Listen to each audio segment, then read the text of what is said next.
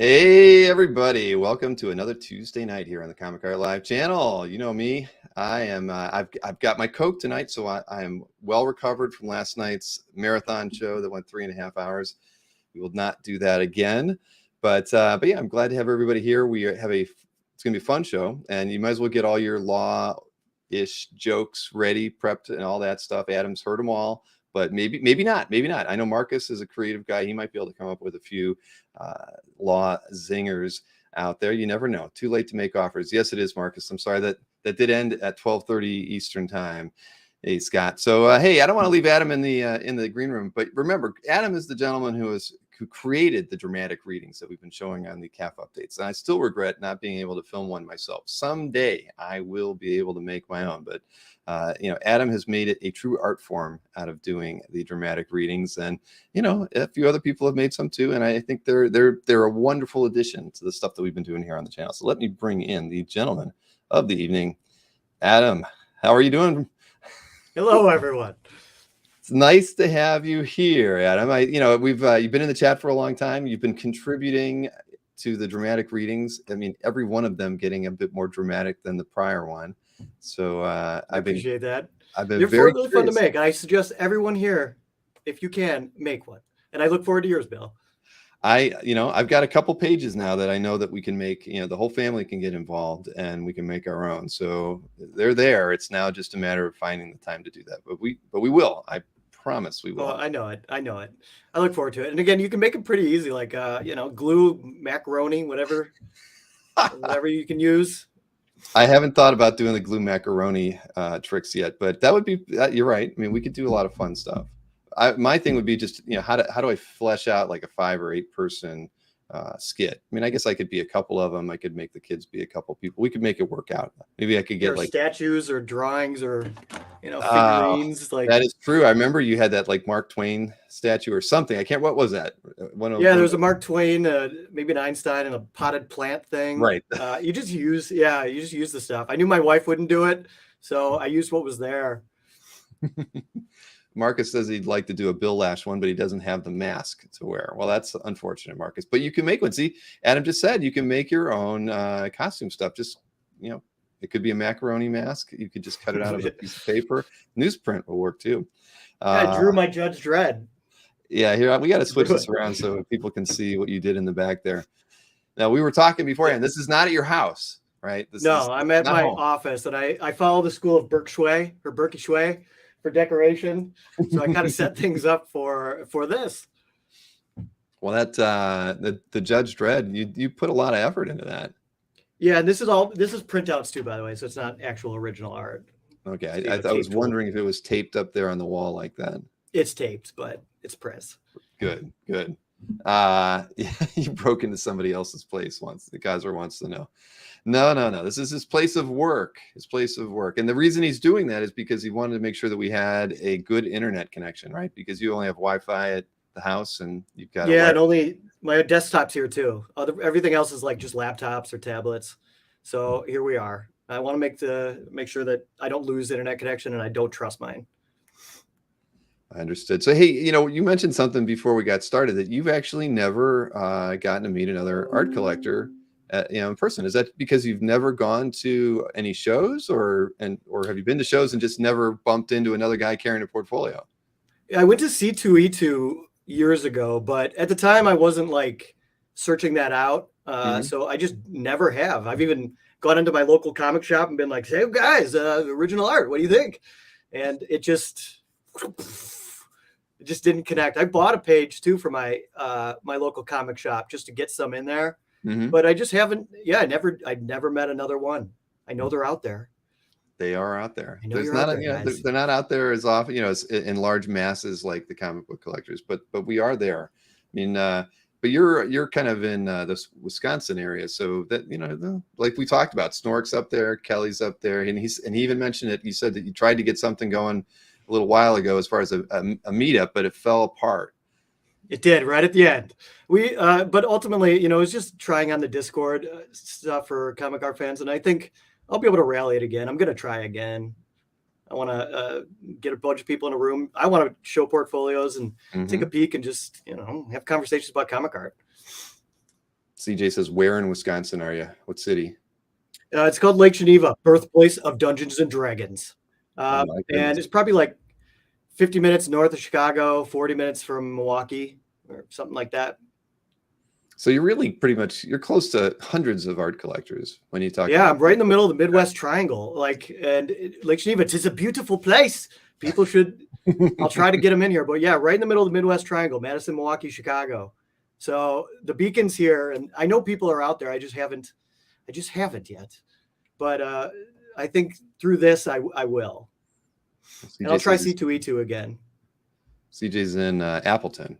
And oh man, I can throw a couple rocks and be there. That's not too far away. Well, because Kaz was used to Chicago, so that's why he called it. He knows that Wisconsin's that cold place that's north of Chicago. But yes. There you go. Look, Carlos Mo says he'll be at C2E2. Kelly Goon's going to try to be there. So I don't know if you're able to get over to C2E2, that'd be a good opportunity. There are a lot of art collectors that go to C2E2. Yeah, I think I went to Anthony's stall once, so I think maybe he was there. So, I mean, I guess that counts. It does, and there had to have been at least one other art collector in the room. No art at Gary Con. Oh yeah, there's some art. Prince Jeff Easley's there every year, and there's an artist alley. Now that I think about it, Gary Con's like from Gary Gygax, the founder of D&D, and one of his sons puts on a big conference convention thing here. It's really old. It's gamers. They just come to play games. It's an experience. No, it's wonderful. It's wonderful. Have you ever played Dungeons and Dragons? Yeah, definitely. Yeah. I played it with a bunch of, even when I lived in Japan, I met people that played Dungeons and Dragons. It's not something I get to do often because D&D dungeon masters, they're rare, like especially the good ones. That is true. But I've heard it, I've heard of Gary Con a lot and I've always been curious, but never thought about venturing out there. But it's cool that at least they have an artist alley. Easley's an incredible artist. So, I mean, yeah, he is. I grew up with the Easley's kids too. So I used to see his like original art and his like clay sculptures and stuff just in the living room. Dang. Yeah, it was neat. So you were there, but you said you just lived in Japan for a while too. When was that? Yeah, after my freshman year of college, I studied abroad in Tokyo, and then I was like, this is nice. I like this. And then I transferred there and just graduated out there, and I ended up living there for about 8 years, something like that. And then came back and then lived in San Francisco for 8 years. And then back to the Midwest. And then Midwest, it summoned me back. Wow. It's in my blood. After Japan for 8 years and the West Coast for 8 years, I would not think that you'd go back to home. But yeah, it's actually made me appreciate it more. And again, being in the Midwest Triangle, like the way I kind of think about it is like San Francisco used to take me 3 hours to get across it by bus. So where can I get in 3 hours? That's my city. That's Madison, Milwaukee, Chicago, Kenosha, Racine, all the little towns in between. And so there's like a lot here, and it's, I don't know, I like it. I do. It's a charming place. 'Tis a nice place. Knights of Old said, so you picked up some original manga art, but that's probably not true when you were in Japan. No, but I do have some now. Well, that's good. I ended up buying some. At the time, I only like had, when I was living in Japan, I think I had a copy of Dark Knight Returns and like Star Wars Dark Empire 2. And I probably read those 50 times each, but that's all I had at the time. Sorry, just reading through it. Brian says it's too bloody cold to go back there.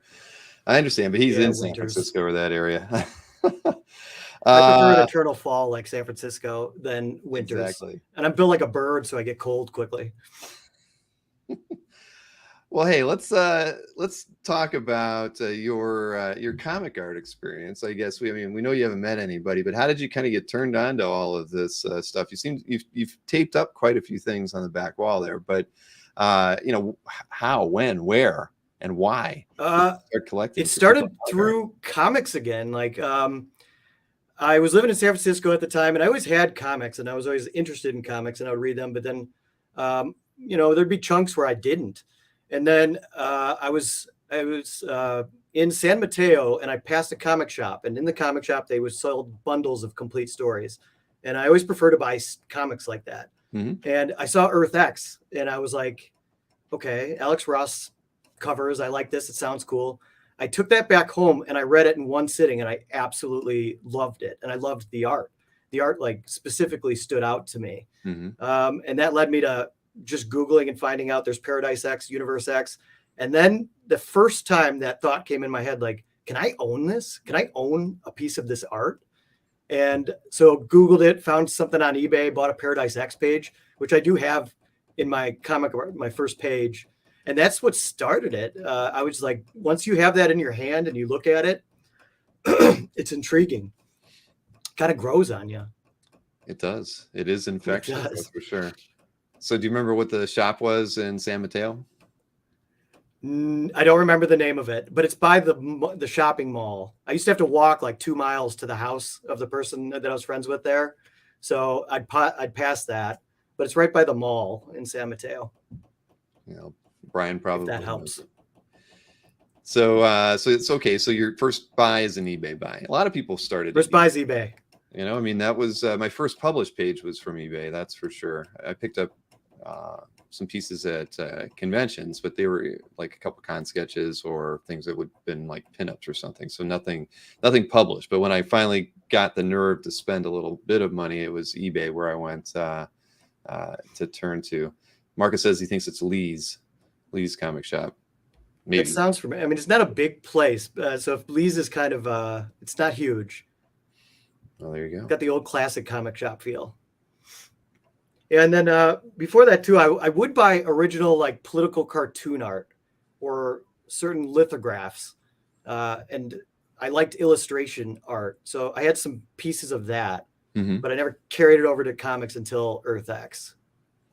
And Earth X like led me to a bunch of stuff. That was like, that broke open a bunch of experiences in collecting comic art. Like I met my first comic art nemesis that would like buy up all the stuff I wanted.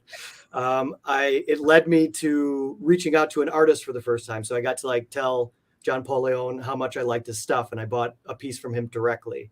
It led me to buying a piece that weirdly the writer of that, Jim Kruger, had in his possession. And then he was randomly going to be in Milwaukee. So I went and met him at just like a coffee shop and got to hang out with him. And he handed me the piece of art that I bought from somebody else. So it's just kind of like weird introductions to a bunch of stuff that has been really nice. I mean, I even made like a fan issue of it. So it's inspired me in many ways and gotten me kind of in the fold. And that was really cool meeting Jim. And at the time he was like, I'm thinking about doing a prequel to Earth X. And I was like, no, finish it. Like do more at the end.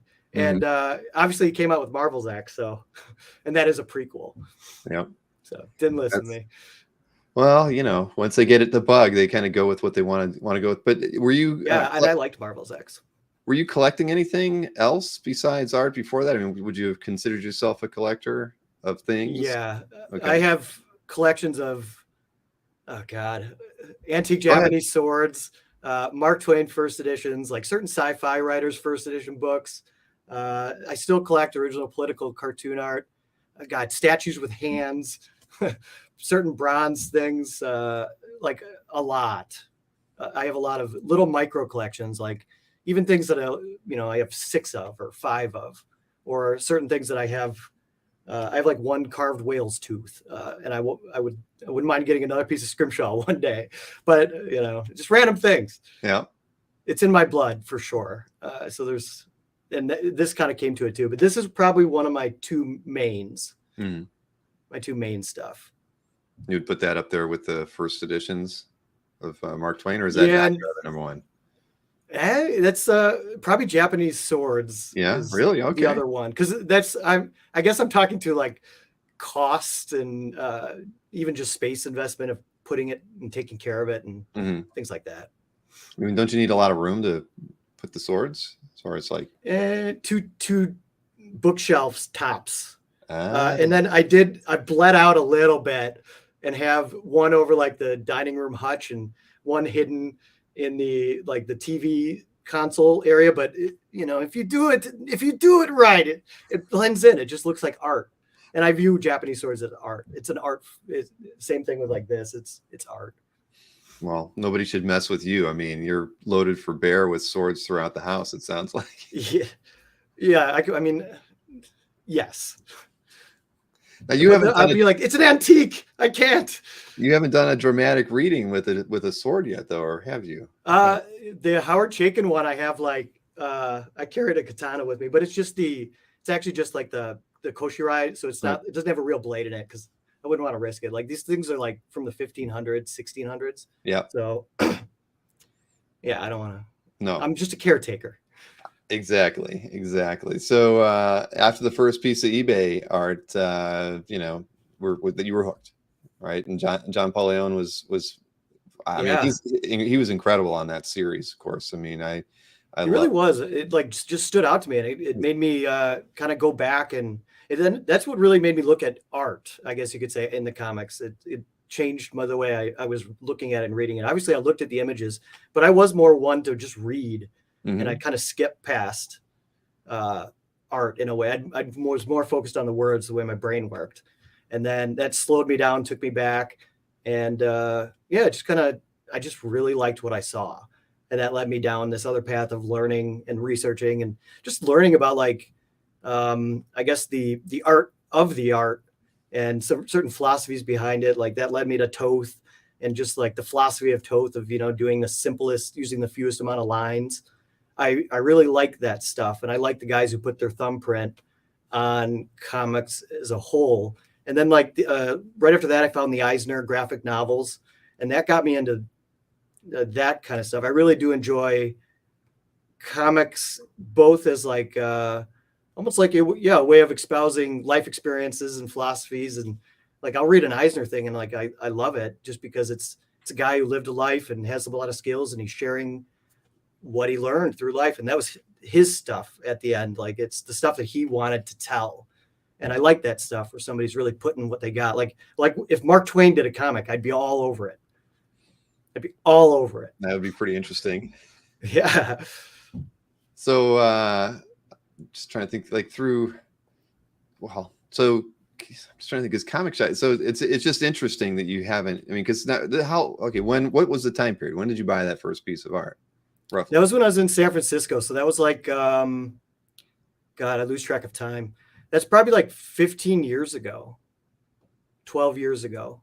Something that is a long gap to not have ever run into another art collector. I mean, that's because I just kind of did it on my own, and I just never had the opportunity. I mean, I'm sure I have, but maybe I didn't even know or bring it up, and I just kind of did it, and I never, again, searched it out either.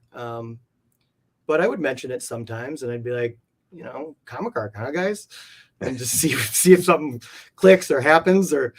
Right. But it just you get the blank stare, that you're talking to the wrong crowd. Yeah, and my wife, like, don't get me wrong, she'll let me tell a tale about something or be like, look at this, and man, this is this, and she'll there's like a time limit, Mm-hmm. There's a time limit. And my brothers too, they like it, so I can share it with them. And there's people I can still share it with, but I can't sit there and just talk to somebody else that does it. I haven't had the opportunity. Well, you got the opportunity tonight. So that's so how did the dramatic readings come about? I mean, I don't know what you do in your day job, but I assume either nothing to do with dramatic reading type you're stuff. Either doing something creative or you've had the itch to do something creative for a while. So yeah, I've always played with stuff, but the dramatic reading thing really just came up because I got my first like Kirby page, and I was like, wow, just holding it in your hand and just kind of looking at it, and you're like, oh, I see his pencil marks. And when I cracked it open, my wife was sleeping, and I just like was excited about it, and I looked around and I was reading it, and I was like, wow, this is like, this is a Shakespearean-esque dialogue here. And it was kind of just I don't know, I looked around and I was like, I'm gonna film this. And then I filmed it, and then I showed it to a bunch of friends, and it just bombed. Like nothing really came of it. And then years later, I sent it to you, and you guys were really nice about it, and I was like, you know what, I got more of these in me. And then actually Marcus would post stuff, just comments on the art I was posting. And again, because I never had that kind of collector engagement, Marcus was like the one doing it, and he wrote something too. And then I wrote a little poem on it. And then that got me just like, this is fun. Mm-hmm. And then that's kind of what got to that. And then obviously the fact you chose to play it, I was like, oh, wow, that's neat. That's fun. And then I like doing it too, because it's really not, it doesn't take super, if you do it like me, you just go there with a phone and you just kind of do it. And I don't make the dialogue match because that's too hard with my voice. Like I would just record it separately. If you do it like that, you can piece one together. Yeah, Marcus, I mean, he's a piece of power. Yeah, Uncle Mark. Yes, exactly. Yeah, he is an instigator. Says, Kelly Goon is right about that. But that's so you're saying you actually made that first one at least a year before you sent it to me? Did you like clean it up? Yeah, like a year and a half, 2 years, and I'm telling you, just wow. Just bombed. That's too bad. You have that inspiration and then it just doesn't go anywhere. It doesn't click. I didn't have the right audio. That's what my friend said. My one friend was like, he's actually the one that told me like, hey Adam, you should post the actual images of the comic pages on there because it makes more sense. So then I went back and did that, and he was right. Yeah. That was a smart move. So I got, I had that one friend that gave me some feedback, but then I just kind of left it there. I just posted on my Facebook and moved on with my life. That's funny. That is. So, I mean, you've got a pretty sizable collection now. So in the 15 years that you've been pretty serious at collecting, I mean, do you still, are you still buying from eBay, or have you switched your kind of focus, buying more direct from artists, dealers? I mean, or is it kind of all over the place these days? Mostly it's all over the place, but I will say like eBay's harder now. I don't see as much I don't know. I just don't have as much luck there. And then Facebook groups, I've bought stuff from dealers. Definitely I've actually bought a lot from Anthony.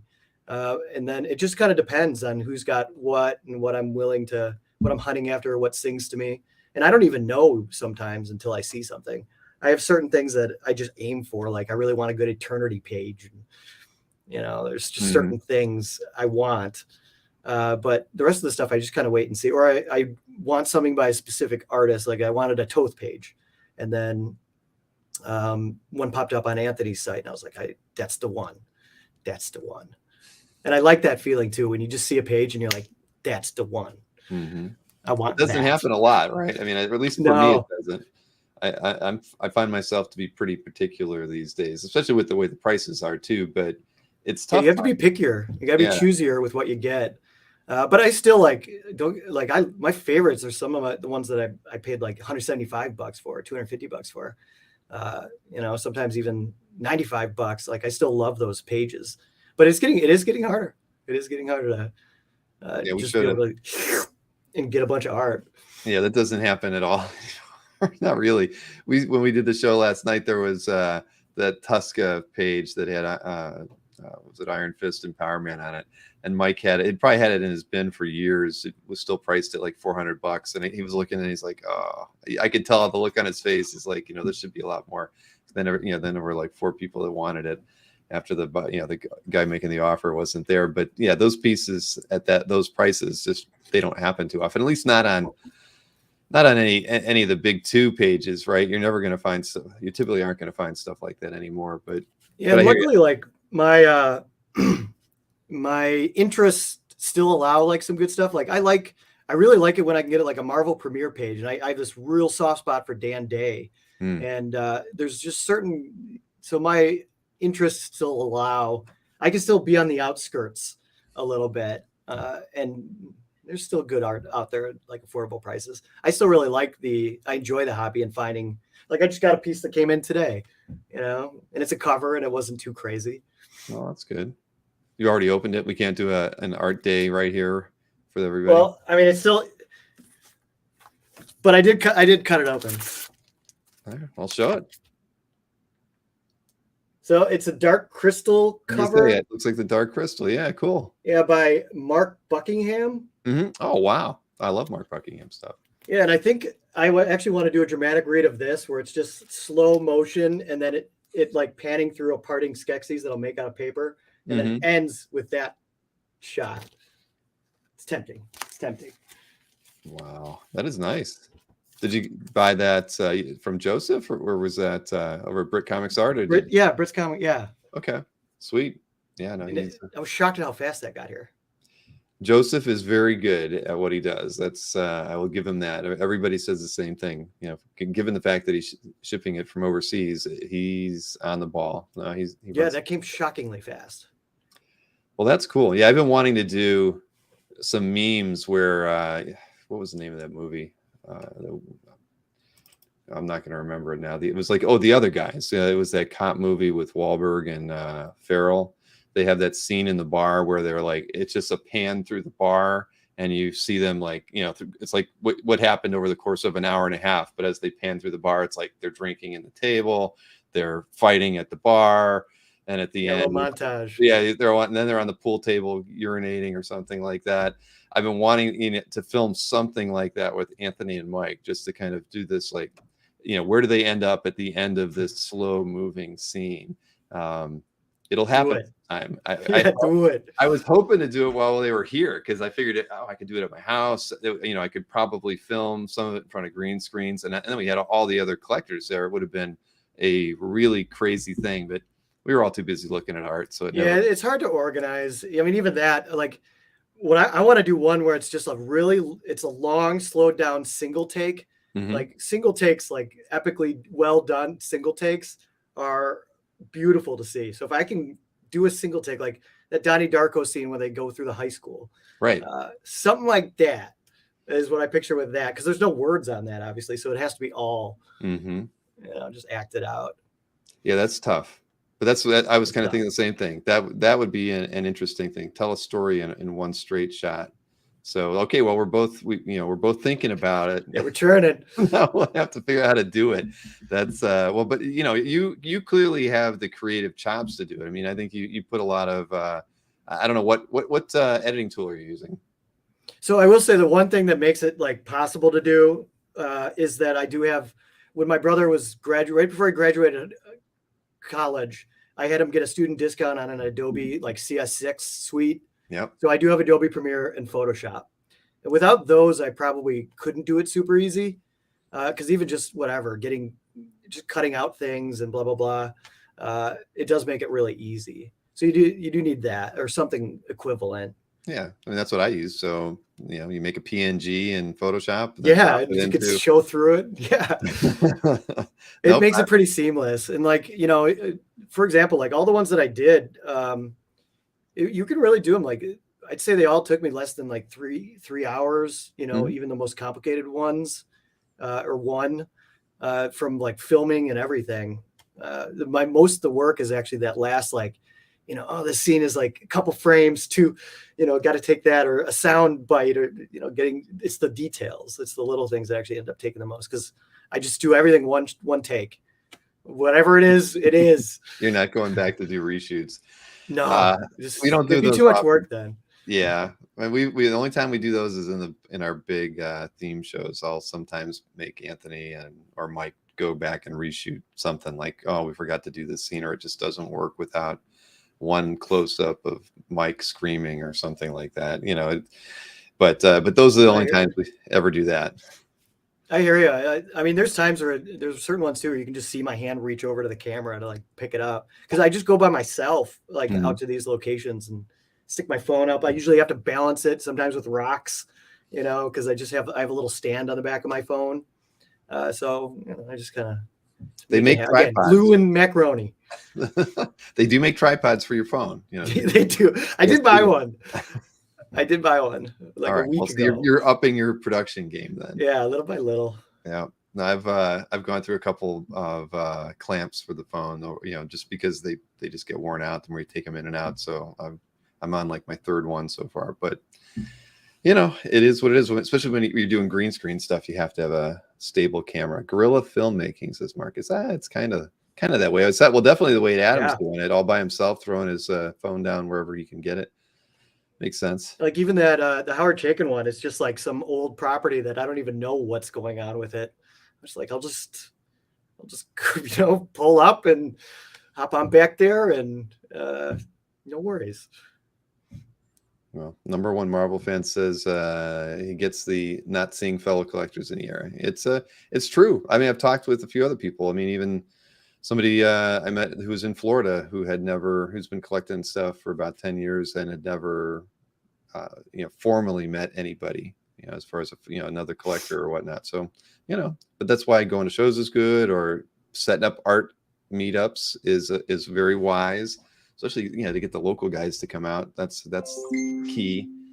And that's what I guess a big benefit of actually the stuff that you've pieced together through your presence online and your kind of beaconing as a comic art guy.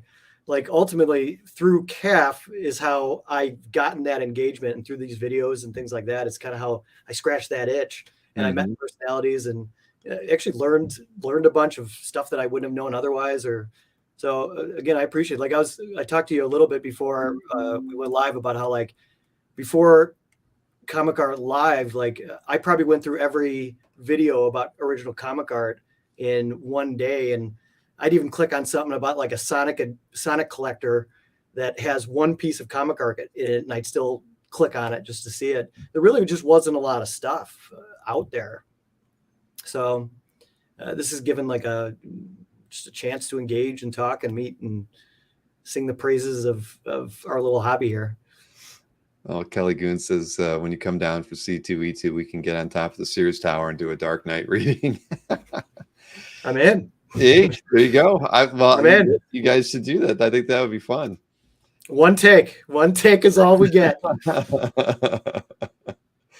Oh man, I mean that's going to be fun so you don't have any plans. I mean, Heroes is obviously the big show where you can just meet tons of original art collectors. Is that something that would ever fit into your schedule? Where is it? It's in Charlotte. Oh, in June. Maybe. I'll definitely do C2E2. I've never traveled for it, but one day I will and want to. Even that I forget the name of the one, but it looks like it's I think it's abroad even. Lake Como. Yeah, and there's a Lake Como right next to Lake Geneva.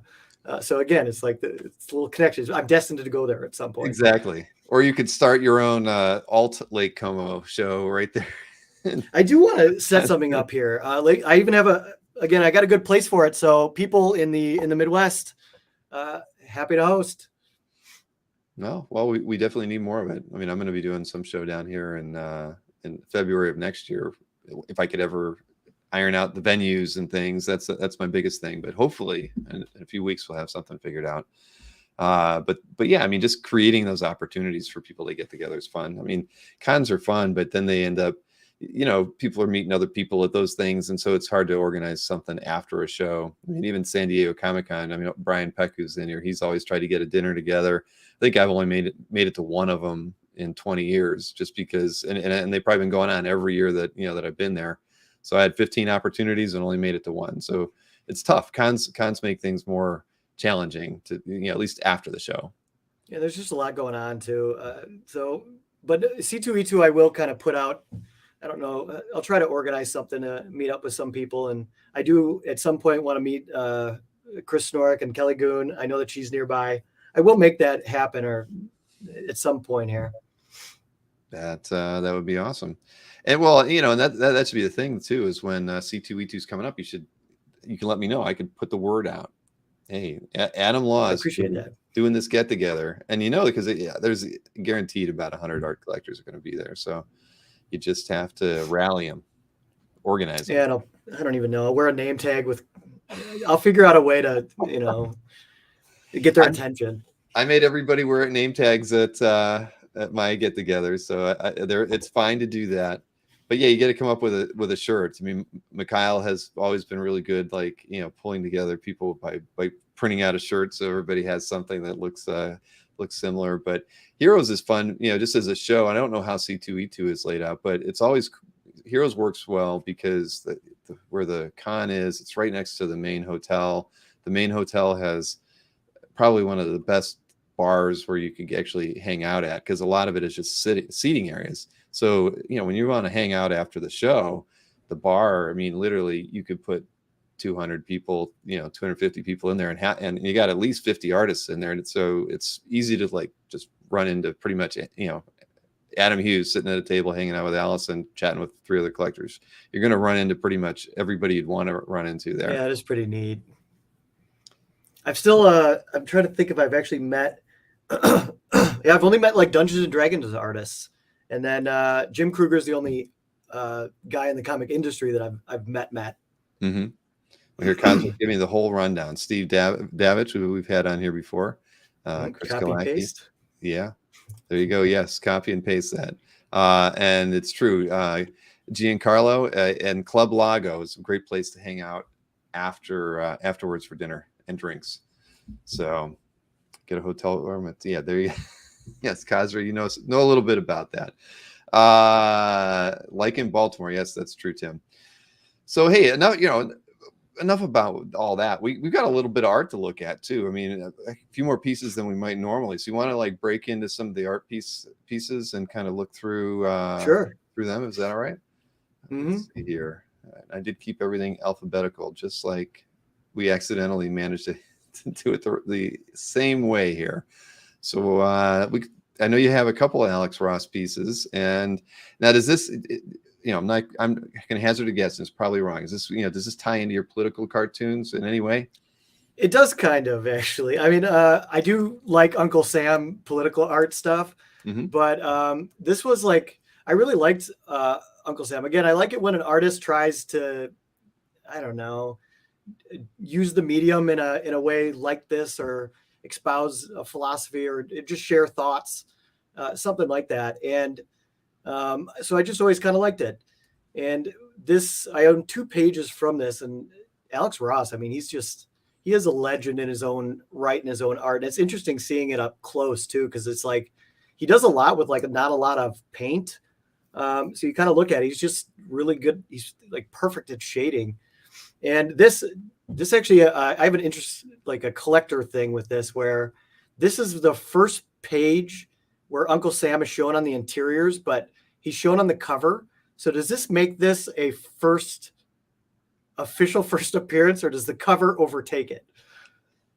That is a good question. I mean, I would say probably the interior, the story page would be the first appearance. I mean, okay. Although the person who owns the cover would probably argue. Yeah, that's good for me. But I wonder, stuff like that comes up when you collect art. Like funny stuff comes up, funny questions like that. Right. But well, so that's a good question. There is no manual for the comic art hobby, so it's really all up to interpretation. But I've always felt it was more tied to the story versus something appearing on the cover. I mean, if they put a silhouette, a guy in a silhouette, and then I mean, this doesn't work, on the cover as somebody as a tease for something on the inside. It's all about the story. So interior page for me. Okay, well, that's good. Yeah. So yeah, I mean, just dynamic. He's really good at rendering things, and then it has like an overlay over it too. So that was kind of cool too, just to see the. I guess I've never seen that before, so that was the first piece that I had with an overlay. Does the overlay for the lettering or for some effect, or? Yeah, just the lettering, like the text boxes, and they kind of line some dark lines around the characters too. Just a few accent lines. Makes sense. And why don't I show the other page too? So yes, I would call this the first appearance. You've got it right here. Excellent. Yeah, and this one's actually I like this one a little bit more. It's just I mean, I love the angles. I like the panel outline. I like all the details. Look at all those bricks, the facial expressions. It's just a really cool dynamic page. And I do really like pages that play with layouts. Just even having these cut angles, and you can kind of tell that he's just stumbling along. And I don't know, I just really like this page. I love a well-designed page. And this one's pretty cool. Now, are these? What's the size of these 2 pieces?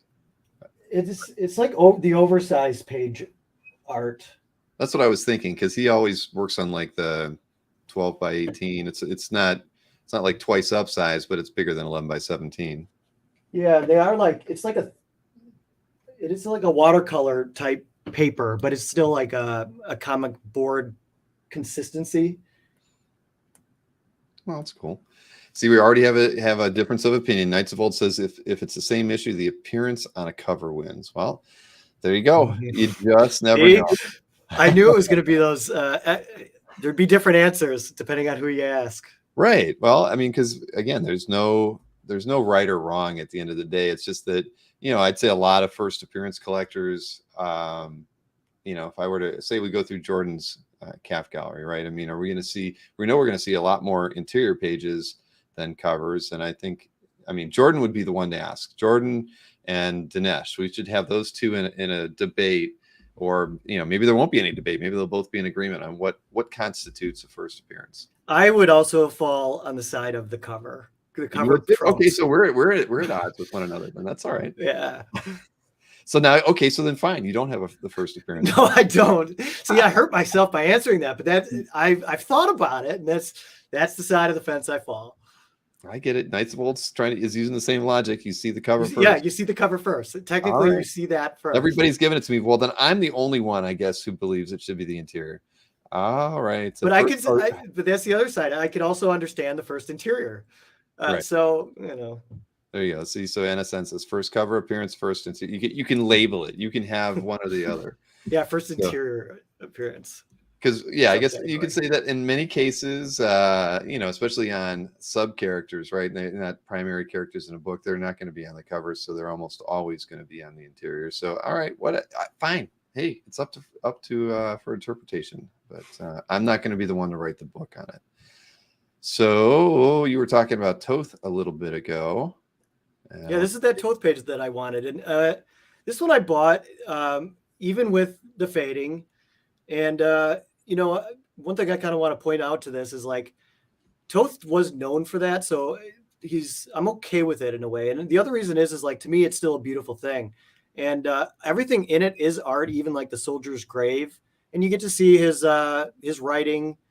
You kind of get to see too, like, what he laid down first and then the heavy inks on top. And I can still see all the details. And one day I will hope that there's some magic tonic that you can just put over it to bring back the blacks. But I really like it. And I like this short story. I will fall in love more with a page if I like the story. I mean, I'm sure that's quite common, but I liked this story. It's super simple, but it's like kind of a poignant little tale. So I just kind of liked it. And I did have to read the story before I fully pulled the trigger on it. Mm-hmm. But then once I confirmed I really liked the story, I wanted it. And this will be my one Toth. Famous last words, I'm sure, for collectors, because another one could just cross my path and I'll want it. But this is I'm happy with this as my one little Toth example. And I look at this too, and I'm like, I do wonder if he was aiming for this kind of style, or if this is just quick Toth. I'm not sure. Yeah, well, there'll never be a magic anything to fix the marker fading. Unfortunately, that's too bad. But I mean, it's a gorgeous page. Absolutely. It's pure Toth, and it's amazing. I've never owned a piece of Toth art, and I've always wanted to find something. I think maybe one time a page was on Dueling Dealers, and I thought about getting it, and I passed up on it. But yeah, it's back to that. Remember, we were talking about that, finding that one example. Sometimes you just like agonize over finding the right piece, and I have not found the right Toth piece yet, but I will. Yeah. I know I will. It's just I haven't seen it yet. It'll come. And just this one, I really did like it ultimately. It is different than his typical style in many ways, and like some of the stuff that you'll see is the more blue chip Toth or iconic Toth. But again, I like that, you can see the range of an artist's work, and there's a lot of panels in this. Like there's that in this story, it's only like I want to say it's like a 5-page story, and it was in Fighting Forces. Somebody asked what comic it was from. Fighting Forces 134. And but I like a lot of just the way he designed the panels and the way he kind of told the story. And again, it's a simple story about an old man who gets conscripted into war, and he's kind of broke, and he needs to make the money for his family, and he ends up lagging behind, but then he becomes like this last defense against this enemy troops that got around, and he's about to die, and he's like, I'm going to die and I'm going to lose everything, and my life and my family no one will even know. But he ends up killing some of the people, and he gets recognized, and then his family's given this like jeweled dagger that the enemy killed him with, and they're okay. The family is financially provided for, so it's a nice little story. Sad, but nice. Well, that's sometimes some of the best stories are sad stories, but very nice page, very nice page. And hey, we have some surprises for you tonight. There's going to be a few dramatic readings, and we have a segue that's going to be a dramatic reading into the next page that we're going to look at. So is it okay to kind of cue that up and play it, Adam? Yeah, please do. All right. So here is the first dramatic reading of the evening, and we'll play it now.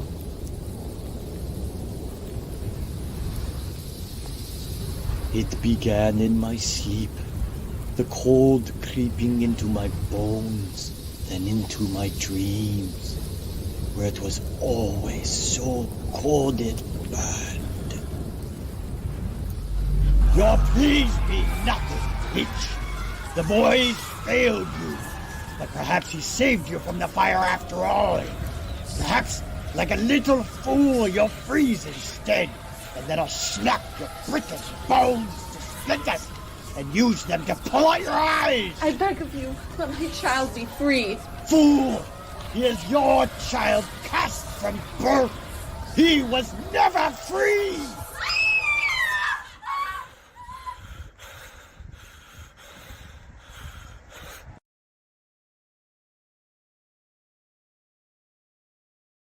Man, that was a scary one, wasn't it? They don't get any scarier than Doom. Yeah, if you guys haven't read that, I really like that story. It's written by Ed Brubaker.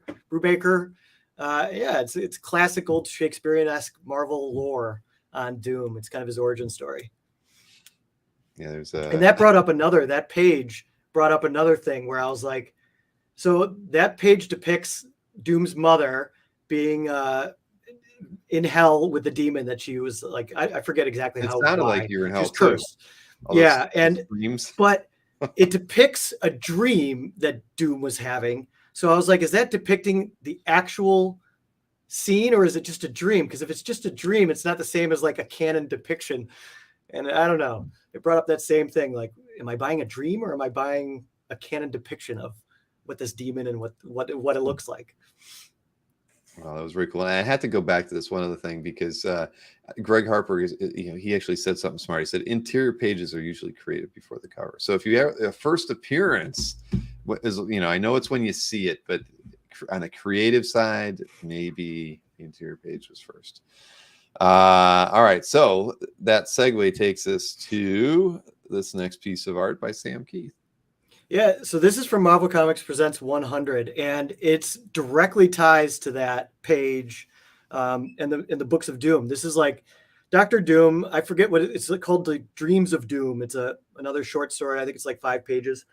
And Doom is haunted by dreams. I mean, he can't save his mother. Through all of his magic and all of his power, he still cannot save his mother. And this enters in throughout his mythos, throughout like comics in the Dr. Doom storyline.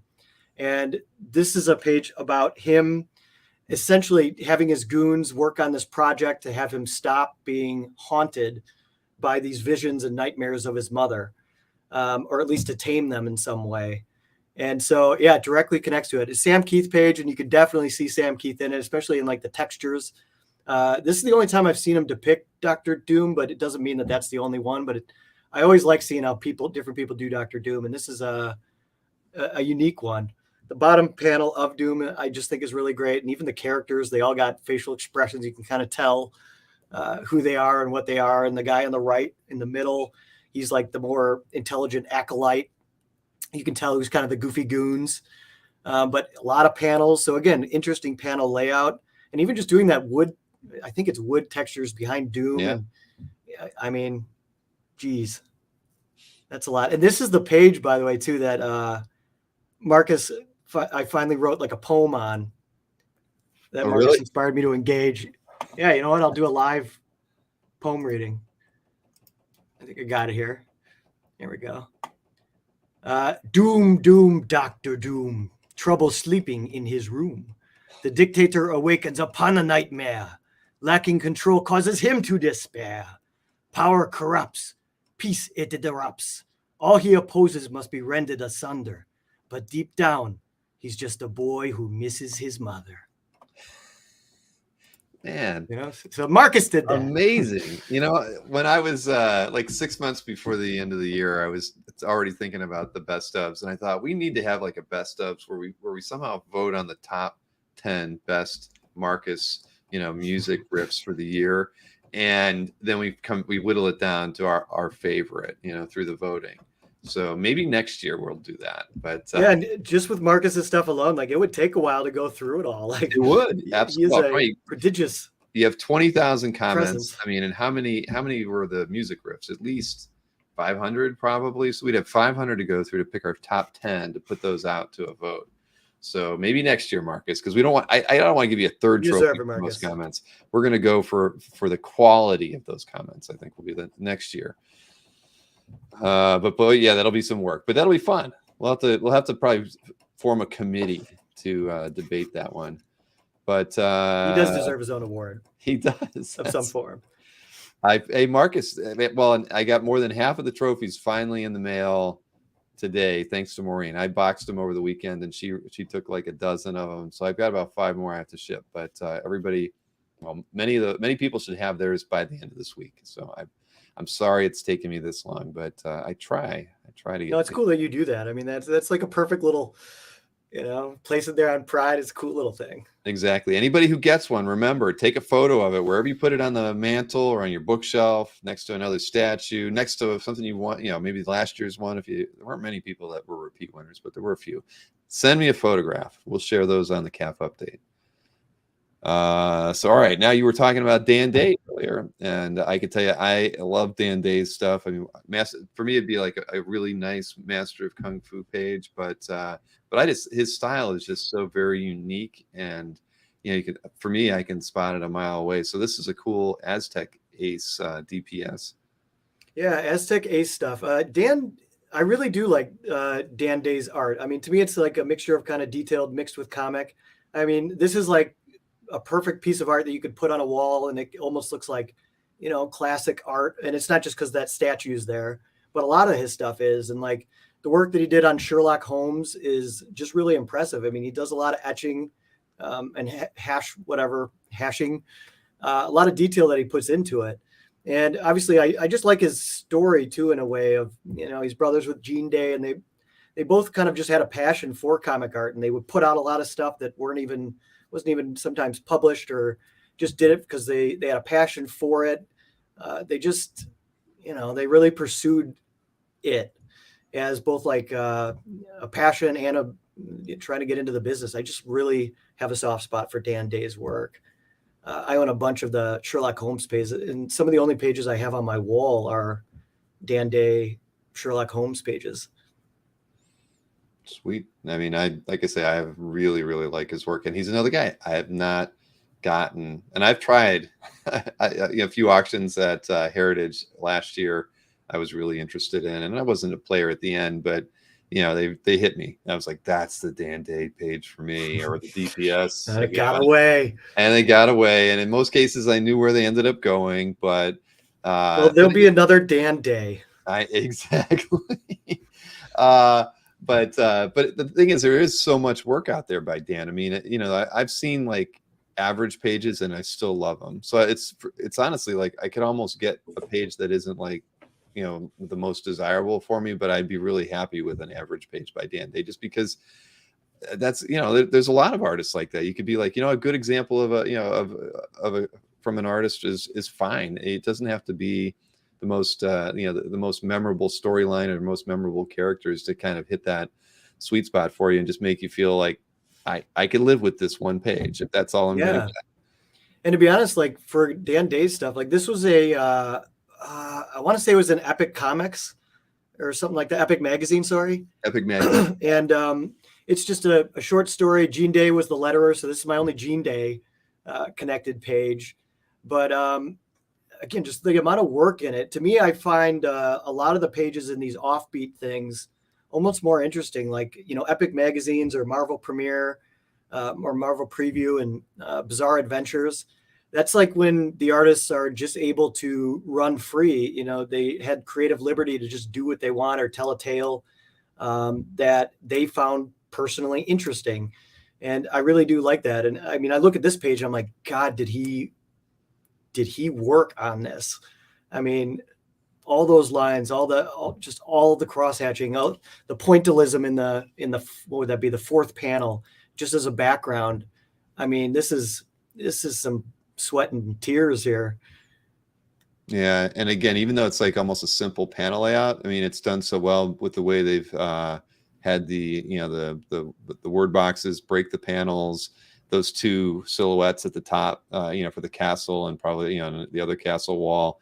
Just it's amazing. I mean, it's really well thought out for a panel design that's kind of, you know, atypical, but everything else around it. I mean, those rays of light off of the top of the helmet there. I mean, there's so many wonderful things going on there with the different angles. The sword going in at a different angle. That yeah, no, it's amazing. This is a beautiful piece. I will admit a side quest of attempting to piece together the story. I have one other page from it, so I aim to one day, hopefully, maybe one day, complete this story. How many pages was it? I think it's like 7, so I'm way far off, and I've never seen them pop up again. So one day, I'll just keep my eye open. There's a few like that it would just be amazing to piece together. I have one that I only have one page of, but I would love to complete it. It's a Gene Colan little short story. I have one of the pages coming up here, but that would be another little personal quest.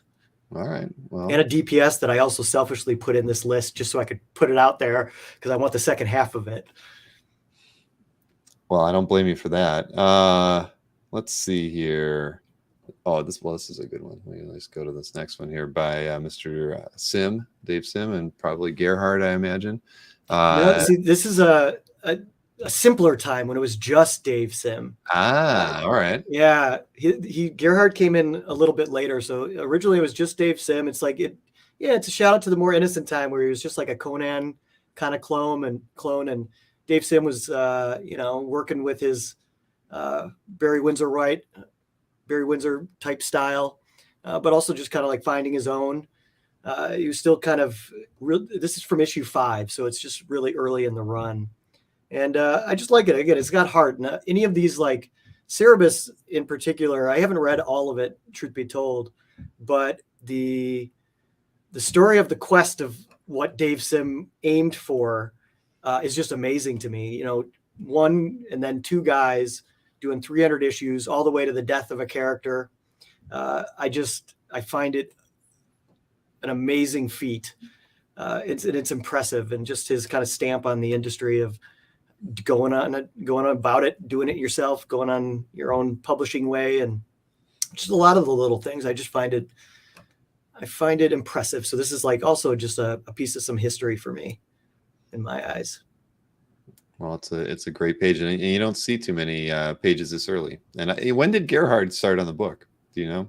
I want to say it's like the teens, like around high society type stuff. It's still pretty early, but the first maybe 10, 15 were just Sim. I'm sure somebody knows better than me.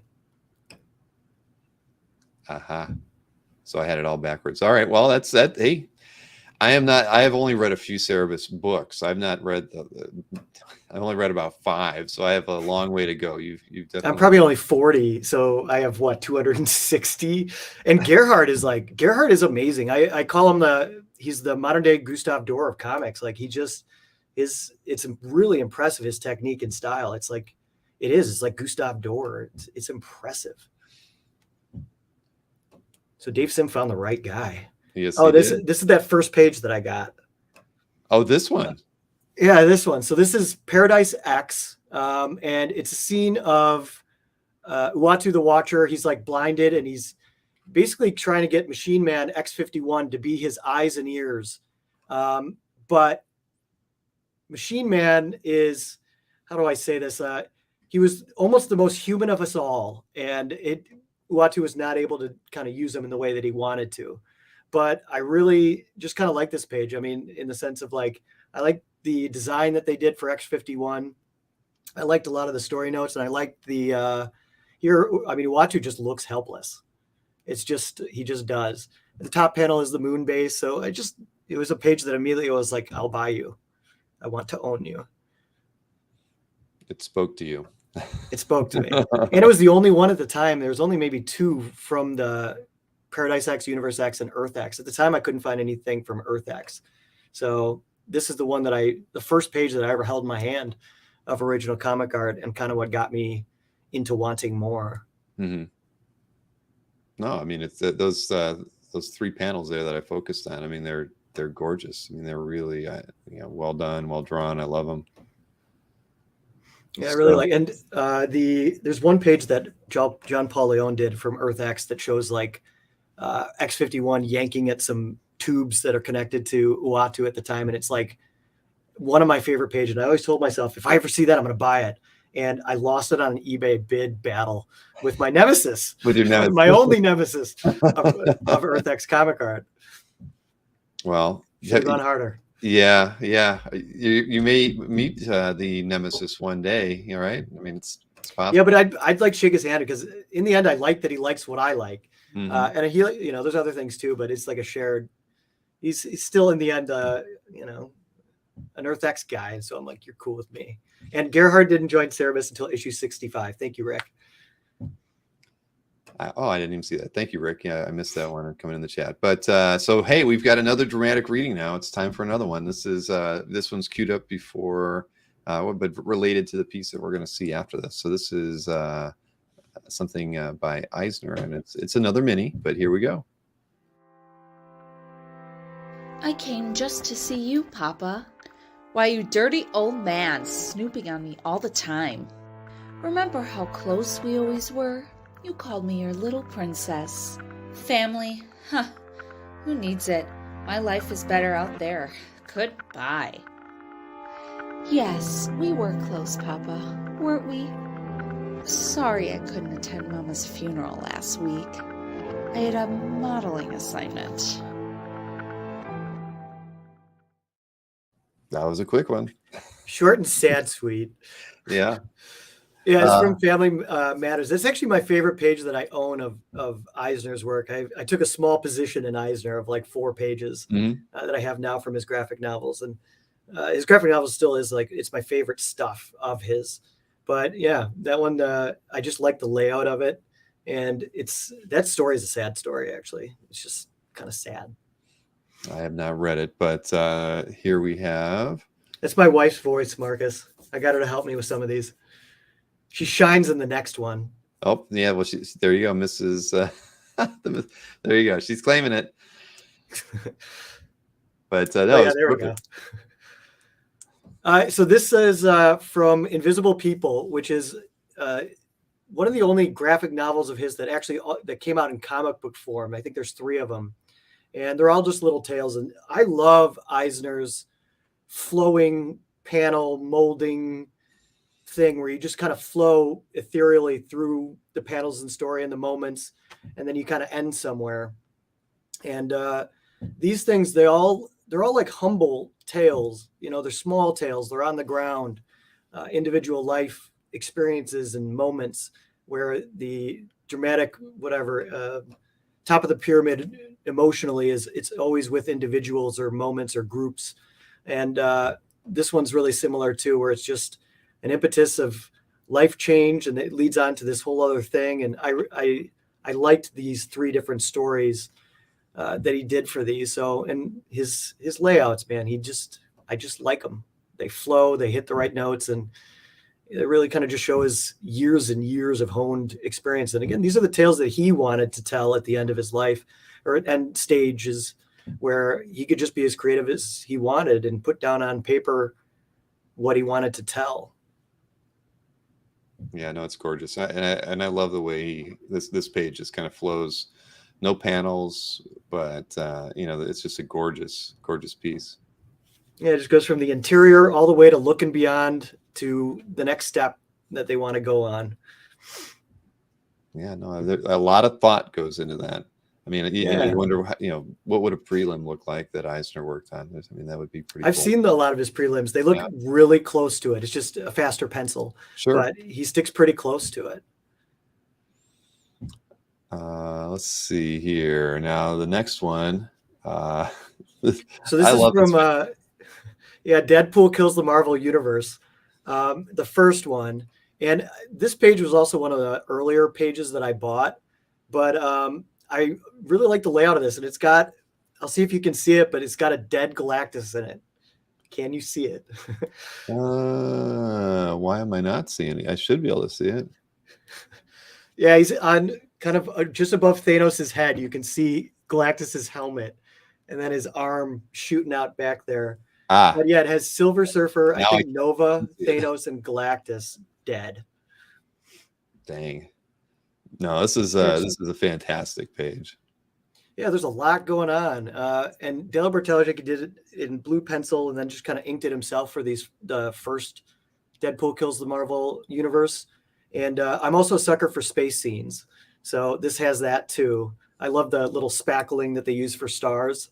And it's interesting seeing a bunch of different artists do it because they all kind of do it a little bit different. But I like the art of that. So anytime I can get a space scene in a page, I like it. Yeah, no. But these are some big characters here in this one. So this is Now, was this like an eBay buy, or did you buy it from? No, I think I bought this from a dealer. Yeah. This one.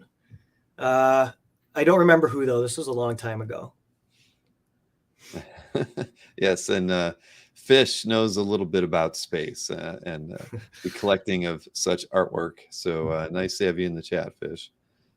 A surfer fan would love this. Yeah, that's true, Marcus. But yeah, no, it's beautiful.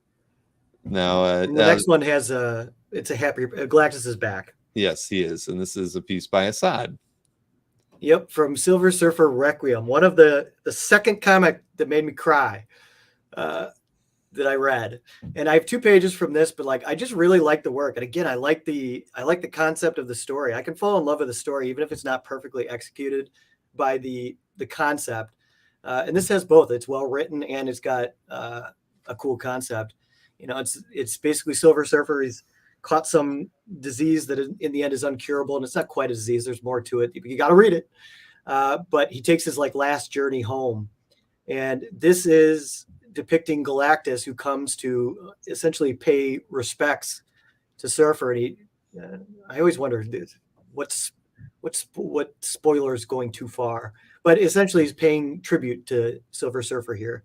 And there's one panel too, like one page that's just absolutely beautiful, where Galactus just sits there on the planet, just stands there perfectly still for like a week or two in respect of Silver Surfer.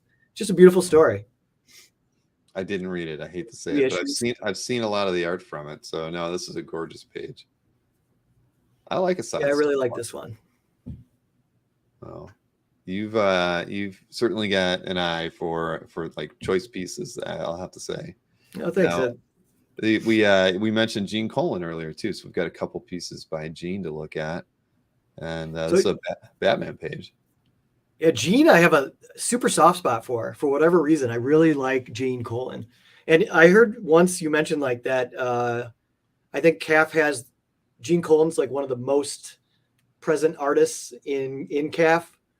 He's up towards the top. I'll double check while we're talking about this, but yeah, I forget what his number is. Yeah, he did a lot of work, and I just like his style. And I wanted what I'll call a really clean Gene Colan page, and this one hit it. It's Alfredo Alcala inks, and I really like Alcala inks on like most things. And Alcala is really good at, I guess, accenting people's style. He doesn't always kind of overtake it, but he always just makes it, clean and show well. He's a great inker. And this to me was like what I'll consider my personal top tier Colan page. It's just to me really well rendered. And there is such thing as a quick Colan page where, like a lot of Gem, Son of Saturn, or Son of Saturn, I think it is, pages, you can tell it's quick Colan, but I like those too.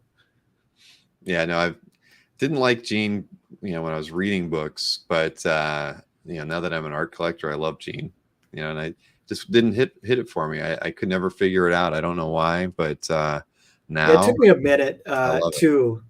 But he's like the eyeball in the face. It's actually like kind of realistically rendered. But then you look up at just the, I guess, the proportions and the way that the body's like spread out. It's kind of odd looking. But he does it on purpose. On purpose, it's very like a dynamic thing where he almost shows like the emotion of an action rather than the specific action itself and how it would look realistically. And I like when he does that. Actually, it's grown on me. Yeah, no, this is a really nice page. And I did just check. Gene is actually tied with John Buscema for third most artworks on CAF at 3,907. I don't know how that's possible, but tied for third, just behind John Byrne, who's way above everybody else, and then George Perez. So it goes John, George, and then Buscema and Colin tied for third, and then you got Bob Layton, and then Sal Buscema, and then Jack Kirby. So lots of gentlemen who've worked a long time in the biz here at the top. You got to respect that. Yeah, even Sienkiewicz cranking out pages. So yeah, wow, that's a great one. Here, well, let's take a look at the next piece here from Marvel Premiere. Yeah, another Gene Colan page, and this one's actually my favorite Gene Colan page I own, and it's from this little simple story called Annie Mae, and the beginning of it is like told through like photos, actually, like of I think it's the artists themselves or the people making the comic, and maybe a friend or two kind of talking about this, but it ends up being this like love tale throughout time where this man who was almost like alive since Neanderthal times witnesses this beautiful being and loves it and goes through time looking for it. And this is the short story of Gene Colan's that I just want. Also, Alfredo Alcala inks on this, but it's like super soft inks, like almost like left the pencil in a lot of places and just hit some high notes with the inks themselves. But a cool pairing again. And this, even though the page is kind of rough, like you can tell from the scan, it almost makes me love it more. Yeah, no, I like this page a lot too. I mean, and the experimentation in books like Marvel Premiere allowed us to get great pieces, or artists experimenting with things that they might not have been most accustomed to, whether it was duo shade or pencil only, or mixes of pencil and ink, different ink washing techniques that you're just not going to get in a regular comic. So yeah, there's so much great artwork that were done in the Marvel magazines. I'd love to have like a piece from every single Marvel magazine that was out there, even Rampaging Hulk. I would love to. And the thing is, I've been looking for one. The same thing. I've never found the right page, but I love them. I love just to see them because they exist. They really exist in a spot that doesn't really fit into our love for original comic art, because the magazines were just treated a little differently, and they were. But that's why I like them. I like them a lot. Like and the Epics comic line too from Marvel, that old imprint. True. Yeah, I just got a soft spot for it. And again, it's the ability of these artists to just kind of do something, try something, make something, exactly. Where they were handed the reins. I like it. I like reading it. We have that in common. And man, it seems like we hit on a lot of these people earlier. Now, Jeff Easley, you've got a piece here from Jeff. Is this something that you would have picked up at Gary Con? No, I bought this off of Comic Art Fans from George Hassan Wasson. Oh my goodness, I forget. I'm sure I've heard you guys know his name, George something. But anyways, it's a collector on Hagenauer. Yes, thank you. Yep. Thank you. And this is from. I think he's up in the kind of your neck of the woods too. Really? I should reach out. Yeah, because he used to run the art auction at before it was in Chicago at the old the comic book convention that Wizard took over, or I think it was, and I think he did it even during Wizard. But Gen Con. Is that what it was? Yeah, it was Gen Con, and then Wizards took it over and moved it to Indianapolis. It used to be in Milwaukee. Okay, well he ran that, but he's been around a long time. But that's cool. George, he's a guy that I always check out whenever he makes a new update, because he has.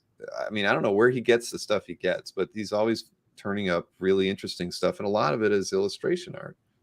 Yeah, which I like. He does have a lot of interesting pieces and stuff like old magazine stuff. I mean, even going back to like Puck magazine and Harper's, and you never know what you're going to kind of find. And this is from a golden book, like those kids books. Jeff Easley painted and illustrated it and used a pseudonym at the time because he wasn't allowed to do at TSR. They didn't let you do like side gigs.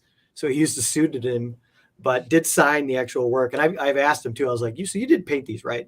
And I could see his style in it. You can see his kind of blending. Jeff Easley has a really cool like blending style that I can just tell by looking at. No, this is really nice. And I guess Hagenauer was in Chicago for many years, but he's in Michigan now. So that's what Lee. Still close. Yeah. But I love Jeff's stuff. I mean, he's an amazing illustrator. So this is cool. I mean, this is, everybody knows I love illustration art. So this is a beauty. And I've never owned anything by Easley either. Well, that's the way I felt. I was like, I'll never will. And then I came across this on CAF and I was like, you know what? I will. Even if it's from a golden book. And I like Frankenstein stuff too, actually. It's another little theme or character that I like. So I was stoked to get this. I was happy. I have it framed, and I bought 2 pieces from him of this. Sweet. Next time I see George Hagenauer, I'm gonna say, so everybody refers to you as the grandpa of the hobby. We'll see what he says to me when I tell him that. He probably won't care. Wear with honor. Yep, exactly. So we got a grandpa and we got an uncle with Marcus. That's right, Uncle Mark. Family. Yes, it's all about family. Oh man. All right, let's see. We've got a John Buscema Conan piece. Now this is is it inking on this? Is this Alcala? It's also Alcala. Yep. See, he just makes things better. Yeah, and he's really detailed. He can be very detailed. So this is my John Buscema, piece. Wanted one piece of his that I just thought was a good example, and this is the one that I found. And again, just like the detail and everything, I look at this and I'm impressed. And there's also like some drawings on the back. This was the first comic art page that I had that actually had bonus drawings on the back that I didn't know about, of like a horse, and I think there's like it almost looked like a shrewd businessman face on the back. It's the best way I can describe it, but that was a nice little treat. And this page just it impresses me. The inking, the whole thing. Mostly the inking, the monster design, and there is that little red stain over there, but I like to think that's the inkers. That's inkers, again, blood, sweat, and tears. Right. To do this page. Yeah, I mean, I was gonna say something about that too. It's like at the end of the day, those whatever those ink drops are or whatever, they don't matter. I mean, it doesn't take anything from the art. This is it. We're one of a kind, and those things don't detract from it. It's just part of its life in a way too. Like, who knows where that happened? I have another page coming up that like obviously something happened, and it'll be obvious right when you see it. But you never know when things do happen or how, and it's still just a beautiful page. And I'm okay with some flaws, and like you said, in the one of a kinds, this is the only one of this. I'll take some red. Yeah, exactly. No, it's some people like their pages as perfect as you can get them, and that would be something that would deter it or keep people from buying it, and that's okay too. I've seen you've run into pages maybe that have some foxing on it or different issues with the paper, and some people and that could lead to some kind of the paper deteriorating over the years. So some people will avoid those pages, but at the end of the day, it's like, if you really want it, this is the only one you can get. So you have to take it as it is, and you can always restore stuff if you want. Yeah, you can. And like the chat bubbles too that fall off, and you see like the Browning glue kind of saying, I mean, it kind of, I wish it wasn't there, but I'll still buy a page if I like it with it.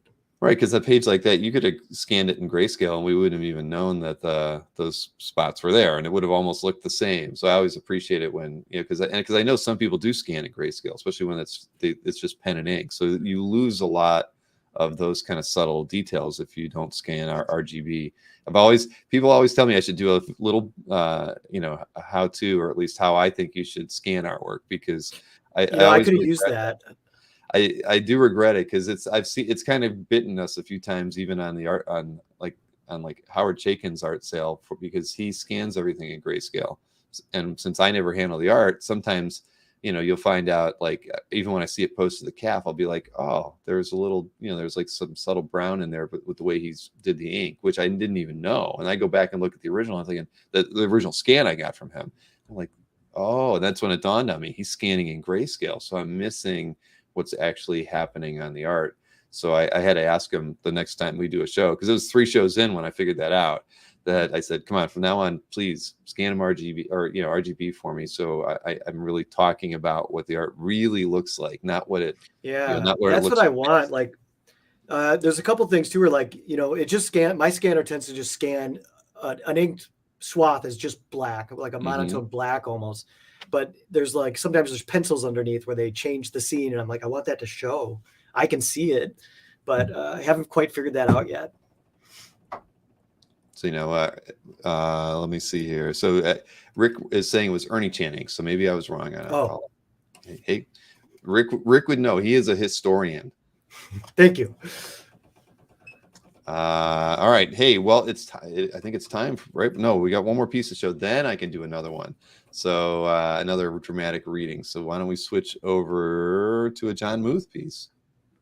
Yeah. So John Muth is, there was that phase where they were kind of doing like a watercolor thing. Like there was that Havoc miniseries and a bunch of stuff like that. But John Muth, like before I fully got back into comics and comic art, or at around the same time I found Earth X, but like right before it, I was at a flea market in San Francisco and I found a graphic novel of Moonstone. And I opened it up and I was just like, this is amazing that this guy painted this many pages. And I like that his style is almost like ephemeral, like that's detailed is more in like, almost if you squint your eyes, it's more of like a feeling that he uses to express a scene than full on detail. But it all like tricks the eye because it looks sometimes almost photorealistic, sometimes, yes, Moonshadow was the name of the book. And so I just like John Muth's style. So this is my one John Muth example that I came across that I wanted. I kind of wanted a page from his like Swamp Thing roots, but the right one just didn't find me. So this is a mystery play that was written by Grant Morrison. What's funny now you said squint at it, and every time I squint at it, it's amazing. I mean, it has like this crazy depth that I don't quite see it when I'm looking at when I'm not squinting. But man, you squint, it's like, wow, my gosh, there's a lot of. How does he do that? Yeah, there's a lot in there, and he does like just impressive work. I mean, again, doing like a graphic novel like this and just going through his work, I've just always been impressed by it. I'm drawn to it, even when I saw a random, like from that Havoc miniseries, when I saw it in a comic shop or wherever I was, maybe an antique mall or something, that I came across it. I was like, I want to read that. Well, no, I like when the traditional art styles enter into comics in a way. Well, yeah, I've not owned a Muth yet either, but I'd love to get one. So, That'll be my one and only. Your one and only.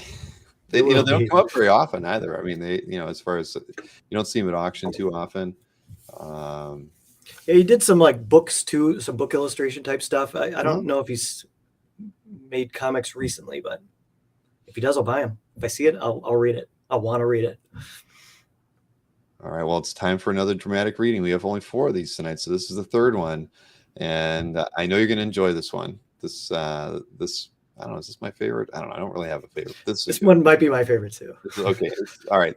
I'll say it. I didn't want to say. Yeah, it's okay to say. This one is my favorite. They're not all home runs.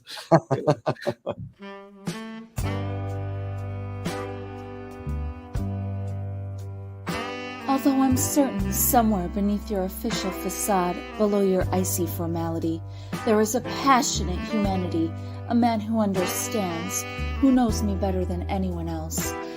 I'm sure I'm just being paranoid. Oh, Grud. Oh, my sweet Grud. No, it's him. Here, now. Can't let him see me. Not like this. Oh, Grud, what do I do? Wait, maybe he won't even notice me. Lewis. Your Honor. Well, I suppose there is some benefit to knowing the moment your life officially turned to garbage.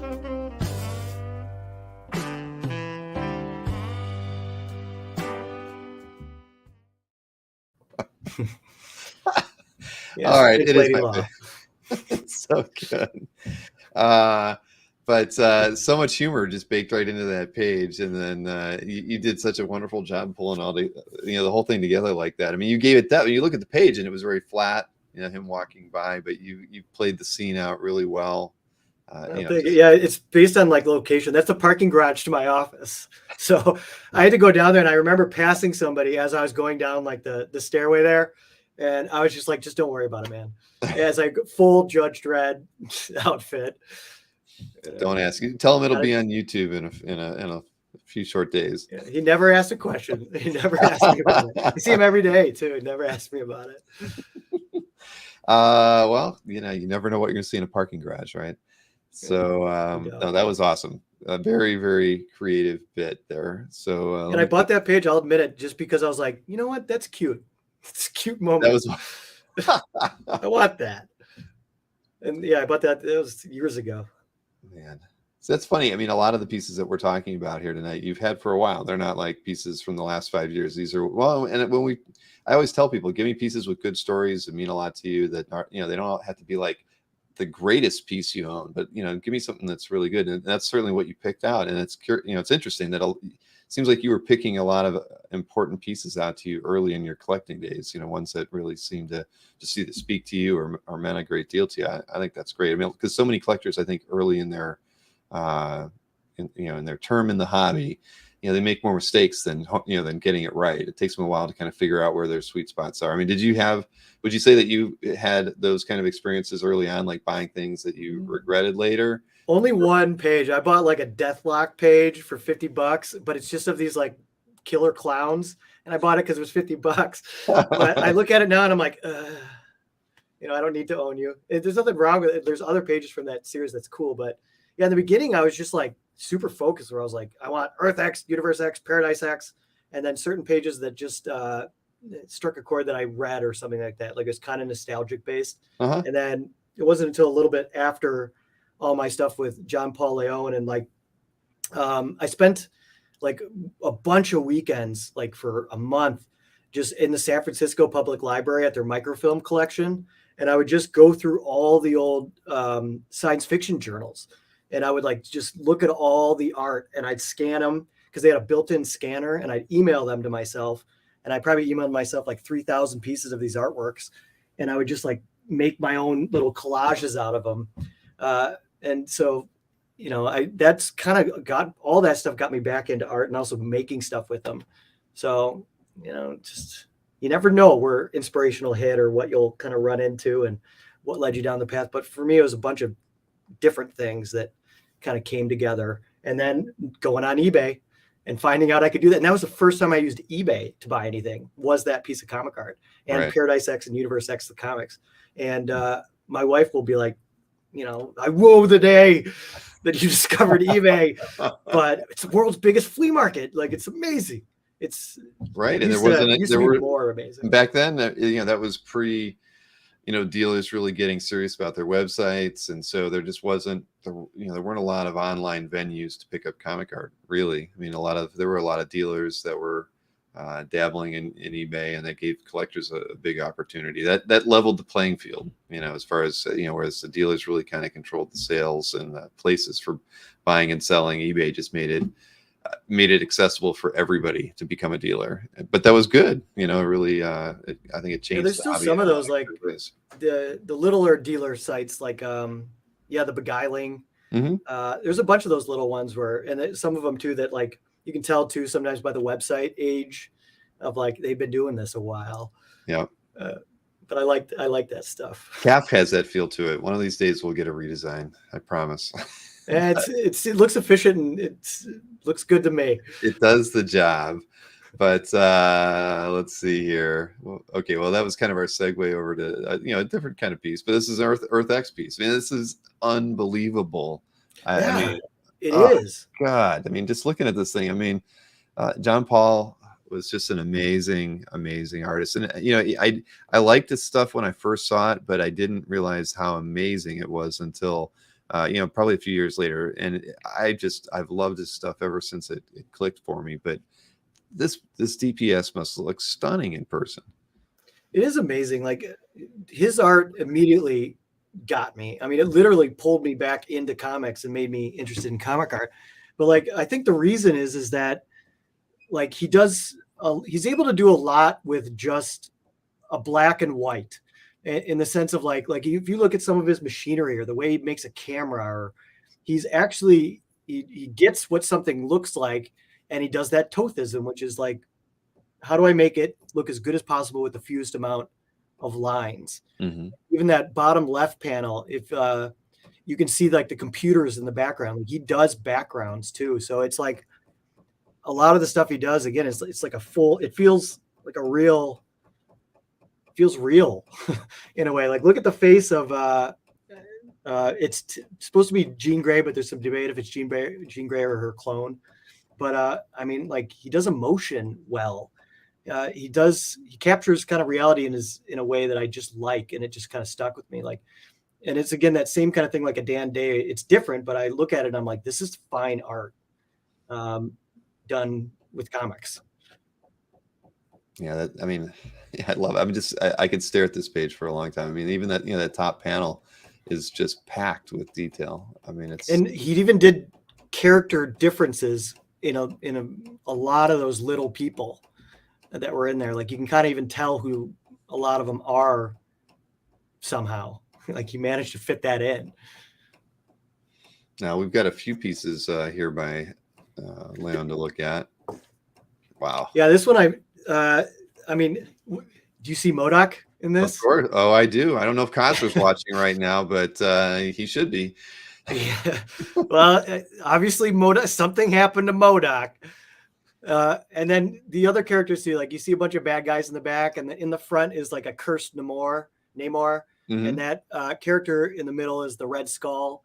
And that's kind of become like the image of Red Skull. And again, it's just clean, really well designed. I loved a lot of Alex Ross's and their kind of cooperation of the designs in EarthX. Like again, it's a fully fleshed out future world, and they really like the lore that they tied together for this stuff. It's crazy how much of a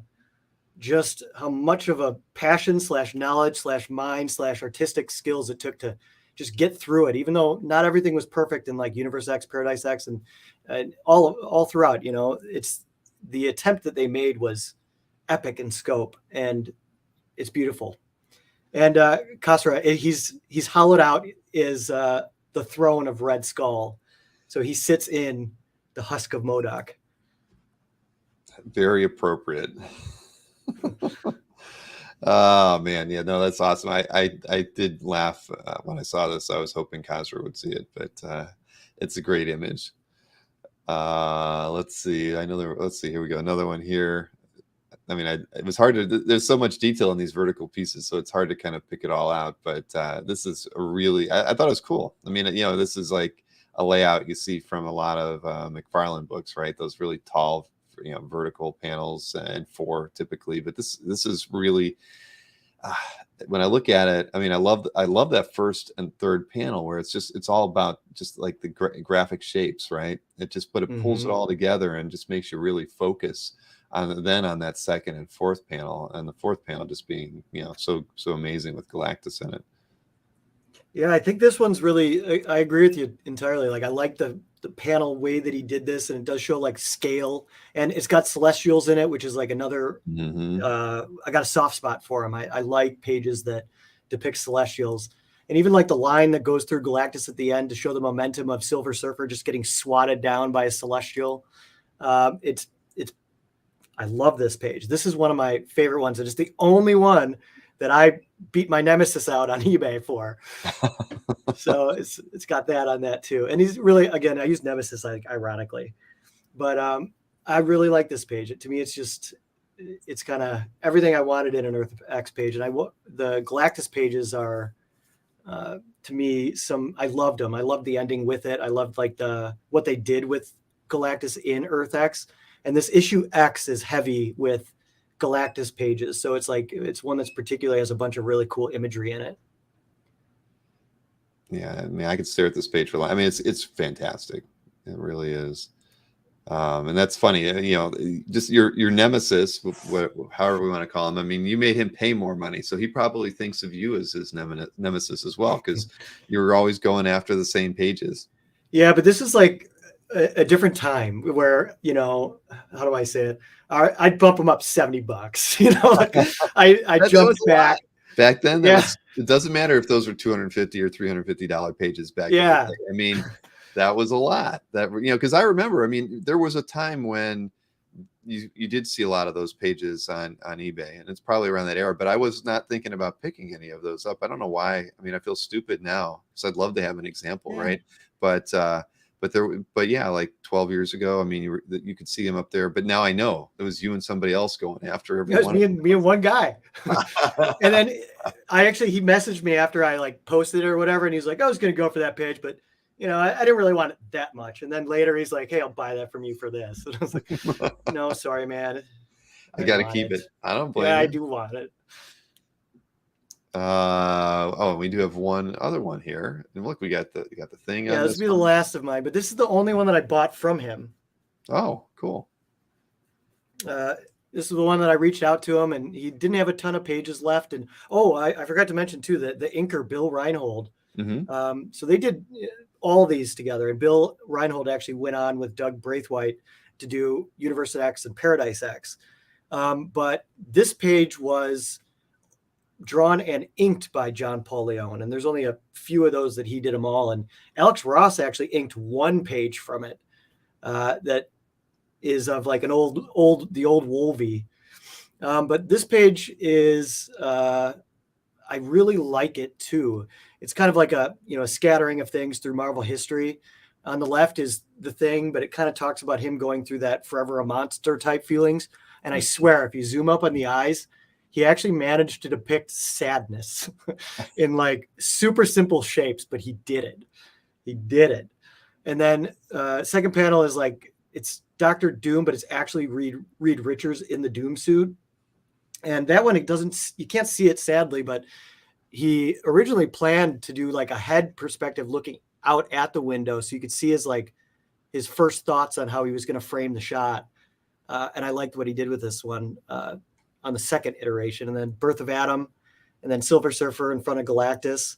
And that Galactus image was used in like a Earth X t-shirt or something. And then the Nullifier, which I just love the design of the Nullifier too. Like Jack Kirby, I'm pretty sure he designed that, and I just love it. It's such a simple device, but it's so powerful and just a cool thing.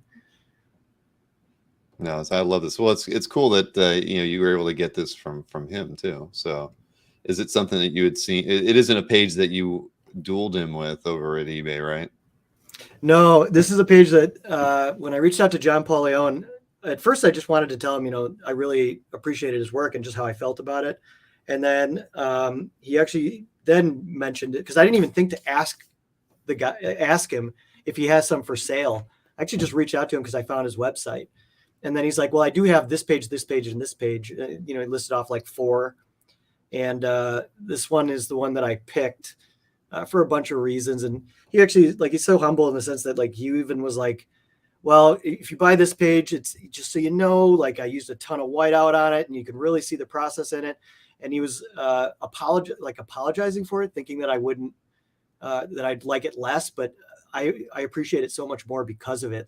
You can really see, I wish my scanner picked it up because you can just see a lot of his process in it. And he was heavy inks, liked whiteout. But to me, it adds the texture, the little bit of soul in every page. Yeah, well, I'm looking at the detail scan. You can sort of make it out in a few spots, but it's back to the process. I think it's cool. I mean, he wouldn't have worked in some whiteout or whatnot if he didn't think it was going to improve the page. So it's back to, it doesn't matter if there's stains on it or whiteout, as long as as long as you love it. It's the only one you can get. So you got to Yeah. But his style, that's the only one that. Oh, sorry. No, I was just saying his style. I could see where sometimes he'd want to go back in there and do that. I mean, it would give him a little bit of a little extra detail that he might not have gotten. But yeah, man, I love his stuff. Kills me that I've actually gotten some con sketches from him. I met him a few times. So, and then I feel stupid about that. I remember meeting him at cons and not buying a piece of art from him, which he'd have in front of me. I'd ask him, I can't even remember what I had him I draw. really regret not getting a commission by him of Eternity. I talked about it, but I didn't do it.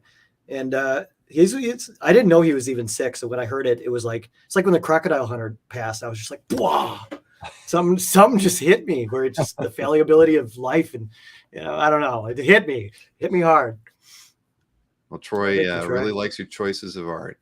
So yeah, that's good. Like I say, you really were picking up, some really great examples of these, of whom you were, you wanted to add to your collection. I'm thrilled to see all these, because it's funny, I've been through your gallery a few times, and I mean, some of these pieces I haven't seen before. I don't know how I managed to miss them. I appreciate that. Yeah. Again, it's just been me in my living room, like, wow. So I've never gotten any feedback really. Well, let's this totally different artist over here. So let's go take a look at this. Yeah, totally different. But again, Mark Twain's like, I do collect his first edition books, and I have like, I think the most of them. But this is done by Mark Plug for a comic adaptation of Tom Sawyer, and it's the end page. So it's the only page that's why Mark Twain's actually in it. So I mean, this might be the only Mark Plug page that has Mark Twain on it ever. So there's that. What's Mike, right? Yeah, Mike Plug. Mike Plug, yep. Yeah, it's no, I mean, it's cool. I mean, and I thought about focusing on Twain, and I decided, I'm going to focus on the guy, because I just thought the way he, because they're very caricature-ish, right? But yeah, they are. Plug's style I've always really enjoyed, and so I just thought, when I kept going around, usually when I try to pick the detail, I know where I should go, and on this one it was just so hard because I liked every single panel. I just thought every one of them was really well done, and so that's why I ended up focusing on the two running, because again, it's just, you look at it, those feet, I mean, you don't need to have to always draw like the best anatomy to tell the best story, and this is just a fun page. So yeah, he did a good job capturing obviously, because Tom Sawyer, it's a kid's tale, or a tale of a kid, and he captured it well. And even I liked the interpretation of the book that the comic did. It's interesting too when you look at comics that are adaptations of a book, and what they choose to keep and condense. I like it, but I thought they did a good job with it. And Plug doing this was interesting to me. It just you wouldn't necessarily expect it right off the bat. No, not at all. Now, this next piece I think has an interesting story. Let's see here. This is the a Ron Wilson What If page that's part of a DPS, but I guess it's part of a DPS, and I did include this one because I really want to find the second one. Yeah. But it's a what if. It's from a what if tale, but it's actually not a what if story. Like, it is an actual canon story just tucked into what if, which is interesting. And it's about how like the Celestials came here and created the 3 different races. And so it actually tells like some of that ancient Marvel lore. Sheikstone Inks on Ron Wilson was a DPS. And I actually really just, even with the coloring, I kind of included this because like it is a weird page, and I could tell it wasn't a big hit because this is the first thing I bought on Heritage, and it didn't cost a ton of money, but obviously you can kind of see why. But you know what? The kid did pretty good. It doesn't match the actual coloring job that was in the issue, so somebody just did it, like this. And then on the back, there's like times that football games are going to be on, and some multiplication equations, and somebody's like D&D character drawn on the back. So it's just, I want to see the back now. Yeah, I have it on additional pictures on CAF, so you can see it. Wow. And this was hand colored with marker, so I don't think I can ever get rid of it. But honestly, you know what? They did okay. Right. And it has its own charm to me. Yeah, let me show, because you did include what the DPS actually was, how it looked in print. And I saw somebody asking, Ben was saying, what does DPS mean in this context? Well, it's just that when you bought this on Heritage, the other half of the DPS is gone, and all you've got is the one half. So yeah, I'd be curious if you could ever find it. I mean, it's I'm odd. gonna try. you would think it was originally bought as a set, and it's interesting that it was handed over to a kid or something. kid or right to go in and actually do that. But we've seen colored art before. I mean, it's not out of the question. There's several pieces that exist, and people would buy them at a con and they'd give it to somebody to paint. So yeah, This is like handing it over to your kid. And I do, if it was sold as a DPS originally, like there's a good chance that something else happened to the other one, or it was just colored on, or football times written on the front. Like, who knows? But I would love to complete this one day if I ever could. It's just I just have a soft spot for it. There you go. Kelly said, and I actually like the celestial art, especially the one in red. Mm-hmm. I like celestial stuff. I might know where you might be able to get a cool piece of celestial art. I'm listening, and I like ancient lore. Yeah. So when the show's over, don't go anywhere. I'll tell you what I know. Please do. I love the coolest Earth X splash of celestials. I came up on eBay not even that long ago, like a year and a half, and I know who it went to. And that guy, there's another like camaraderie that I did have through email of a guy. He's like in Europe somewhere, but he only collects like celestial stuff, some cosmic stuff, and I think that's like it. And so anyways, I went to him, and you know what? He deserves it. He's that's his thing. Well, I've got a line on something that he won't be able to get, but you probably can. All right, let's see. I'm going to look at one more. We'll look at this piece, and then we're going to do the final dramatic reading of the evening. So it's a Pat Olaf. It's kind of a title page, and on top of Ego is a little celestial. So it hits my celestial box too. And this is called like the Death of Ego, I think it is. And the next double page spread that follows this is like absolutely amazing. It's just a beautiful thing. But this page kind of grew on me. It uses some cool zipatone. I originally bought it just because I wanted an Ego page, but over time, like the front of it, like how they framed the shot, there's a lot going on in this page. It really, really grew on me to like it even more after I've owned it over time. And it's not technically the title page of the story, even though it's got that Stan Lee Presents, but I've just come to really like this page. No, it's cool. And it hits my ego box. Right. I mean, well, who doesn't want something with ego on it? If you just one ego. It's true. I mean, I've looked, and they are very hard to find. I mean, yeah, I loved it. It took me a while. Yeah, no, I'm envious because you don't see them too often, and it's probably there's probably a couple guys that go hard for those ones, but this is good. I've always wanted it. One of those ones from the John Byrne, FF, right? That one book was always one of my favorites. But there's so many good versions of them out there. But yeah, no, this is great. Yeah, I really do like it over time. And yes, it's a beautifully rendered hand. Thank you, Marcus. Marcus sees the details. All right, so we're going to move into the last dramatic reading of the evening, and this is a more modern piece. So let's take a look at it. When I was only a boy, he placed my hands upon the roots of a tree and asked if I could feel anything. I was naive then. I looked for tremors and currents of magic and metaphysics within the tree, when he meant for me to be looking within myself. That is how, Zetar, we are now of one body. Look within my own memories. Look through the eons of humanity and the memories of the green. You said you came here to preserve, to protect. Tell me, Zetar, what do you think? Are we worth preserving? Your name, is it Levi? Levi Kame? Yes. I do not know the answer, Levi Kame.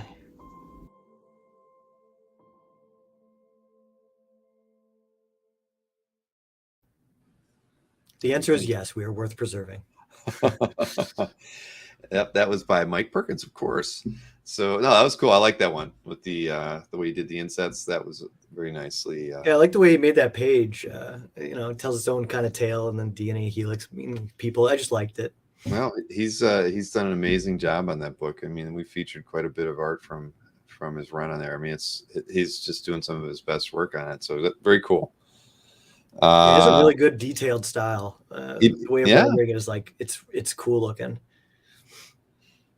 Well, there you go. Everybody, everybody enjoyed that one. Bravo. There you go. That was the last one we've got for this evening. But four in one night, everybody. They're little dramatic minis. Yes, exactly. So let's see here. Now, these next three are kind of interrelated. So tell us a bit about them. I'll show this one first. Yeah, so these are like like almost like Elseworld tales from it's called the Liberty File, and these are by Tony Harris. And there's 2 series parts to it, to the Liberty Files. This one's from the second part, and then I have 2 that I'm going to come after this from the first part. But even if I'm offered more of them, I will not buy them because I have this Unholy 3 one, and then I have 3 of them. So like, this is it. I won't even take one for free. I shall only have these Unholy 3, but I like the depiction of it. Obviously, like Spider-Man or Superman's face, one side is kind of evil looking and the other side's more stoic. And if you pay attention to the mouth, you can really kind of tell, or even the crinkles of the nose. And that's on purpose. So it's a little bit of like a Jekyll and Hyde, like what's going on here with Superman. And I won't spoil it, but everything on here is art too. And you'll see that he kind of duplicated like the top style, almost like the Byzantine style of that, mixed with some English type stuff. But he drew it all. Every single time he redrew it, even the borders around the names. This is a Scarecrow, his version of Scarecrow. And Liberty Files like more like on the ground, almost like less gadgets, World War I/II era stuff. Superheroes are a little less gadgety, a little more just like soldiery.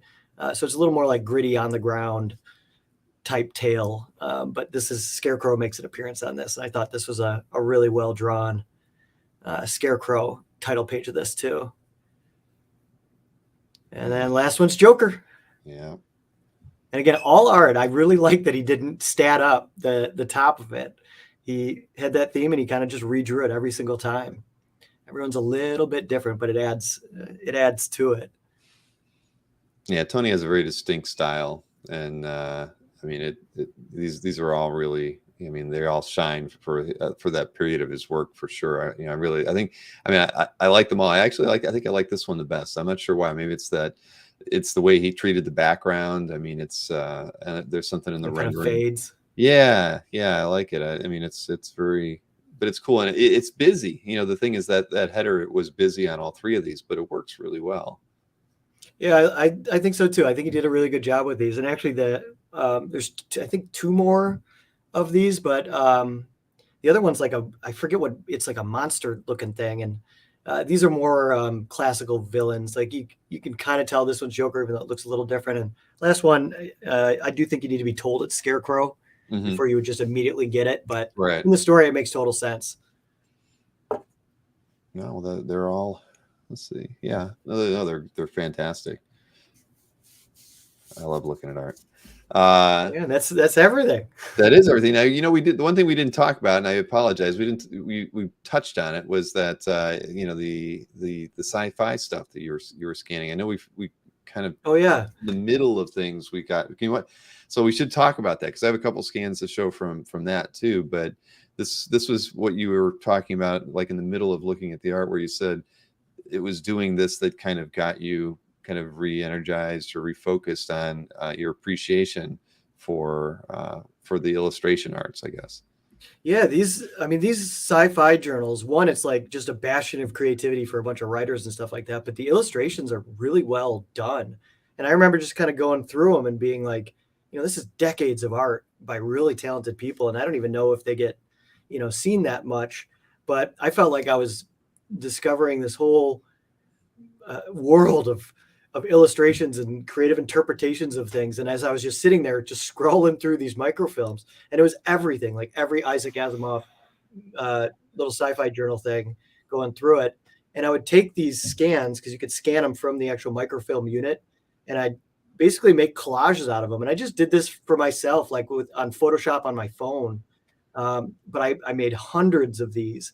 And it really showed me a lot of like different art styles and what people were doing with things. And this is what kind of encouraged me to, I guess, look more into illustration art, drawings like this, even old lithographs. It brought me down an interesting pathway and gateway into a bunch of stuff. But it was just discovering these microfilms that made me want to do and dive a little bit more. But yeah, I made hundreds of these, like literally hundreds of these types of collages. And sometimes I'd try to have themes with them, and I'd even tell little stories with them sometimes.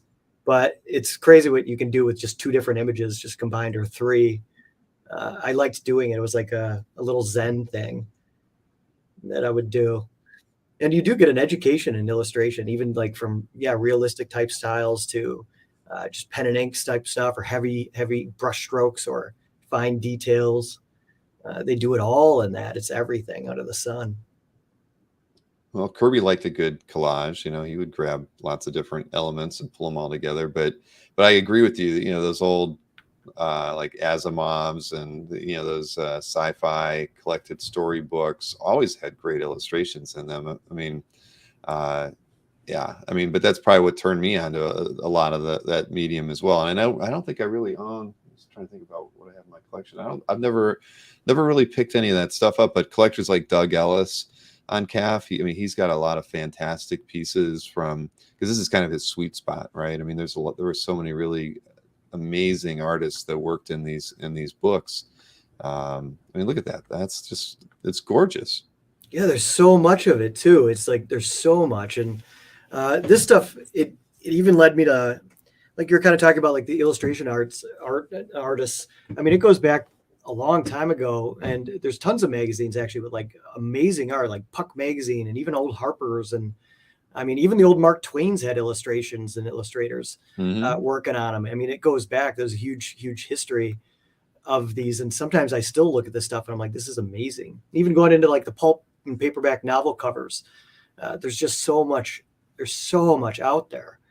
And me just sitting in a library, I probably went through, 5,000 different drawings just in these journals. So it's like it just, I don't know, it kind of reminded me of what's out there. And I do buy them. I have stacks of these old sci-fi journals, and I got old Puck magazines, like the bound volumes. They're like that thick for a whole year. I will buy that stuff, and I'll buy old lithographs when I can find them that are cool, or woodblock prints. I got a soft spot for woodblock prints. Again, when you're a collector too, you see something in everything. Well, you were saying you pretty much could fill 2 houses with all the things that you've collected. I could. And Rick Welch mentioned Glenn Crane as somebody who also collects, that same kind of, genre of art. So I shouldn't leave him out. There are actually several collectors on CAF that are really into this, that 40s, 50s, 60s science fiction art. And I'm grateful that so much of it is actually on CAF. And I just remembered I actually own a couple Stephen Fabian pieces that I don't know where they were published, but they certainly look like they belonged in some kind of science fiction collection of stories, because they probably are in there, and it would take you years to find them. Right. I will never find it. Right. Because there's so much of that stuff out there. So much. Years and years, decades. The microfilms, I was almost intimidated sometimes, but I chugged through it, and there's just so much. Well, that's Troy. You're absolutely right. That's exactly what we're saying. And Mikhail, thanks for tuning in tonight.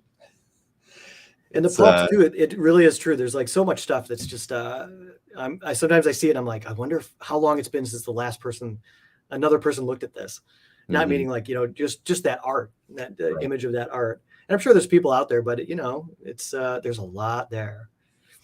Well, it's cool that was something that kind of got you back into, or got you started thinking about, that area of art, and potentially, getting in and owning pieces like that. Yeah, that thought of like, this probably exists somewhere, or maybe I can own something like this. That thought, it never crossed my mind until like that era, that moment, and the Earth X, Universe X Paradise. First time I ever wondered, can I find that? And you were doing clippings, collages from that stuff too. So that's you don't do that with stuff that you don't really think highly of. And it was my way of paying respects to it. And also just, again, it's like kind of fun. And you'll find images too. You're like, oh, that artist did this one too. I can, I can tell. I'm going to pair those together, even though from different years or issues. And yeah, it's a fun little exercise. And it really is like a little mini education. Right. Because a lot of the illustration, those pieces back, then, I mean, I know they weren't signed, so it was kind of hard to, take out certain artists and things from those periods. But nope, I'm in total agreement. I mean, I try to feature at least one piece of illustration art every week, and we don't get too many pieces from that era. I mean, early 60s down to the 40s, but every once in a while, like I said, a few of the collectors pull out a gem from somewhere. I actually had somebody contact me the other day, and I turned them over to Doug because they had a piece of art from. I hate the fact that I can't remember, but it was one. They did a lot of cover work for paperback books in the late 50s and early 60s, science fiction related stuff. But this was an interior. Oh, see, you would have loved it but if I would have known, Adam, I probably would have sent it to you first as a lead. But I looked at it and I thought, I don't know what to do with that. I don't know who to, because there's somebody saying I want to sell it. I've had it forever. Yeah. It's a woman who, oddly enough, see, now I've got to look this up because she literally said that she's a published author in these books. And I was just like, wow, I've never had, anybody ever approach me kind of from that angle before, and thinking about and telling me, that they've got art and they bought it from this guy too. Yeah, I will buy paperback book covers and stuff too, because the right ones, again, it's that fine art mixing with these other genres. Yeah, it was a Kelly Freas painting, and the yeah, I know, I do too, and yeah, if you look around, but this was I'd never seen it before because it was clearly a spot illustration in a science fiction periodical. But the woman was very happy. I don't know if she sold it or not to him, but Doug was very interested. But it was cool. It was like this weird flying city, just something that just was crazy looking and something I had never seen. You just don't see that stuff. It doesn't promote my heritage. That's why I still regret not buying an illustration came up on eBay actually from one of the Mark Twain books, like the original illustration. And it was like, it was an affordable, reachable price. I should have just bought it. And the same thing with, oh my God, I'm drawing a blank on the name. Who's the artist who did like Slumberland and Nemo? WC. Wait a minute. Yeah, now you got, I should know the name. The Nemo. Is that it? What is it? Oh my goodness. WC. Anyways, it was like a piece by that guy who did like the Nemo, the Slumberland old illustration. Yeah, Winsor McCay. Yeah, that's Winsor right. McCay. Thank you. Sorry, yeah. WC. I thought it was McCay, but I had to double check. I had to Google it first.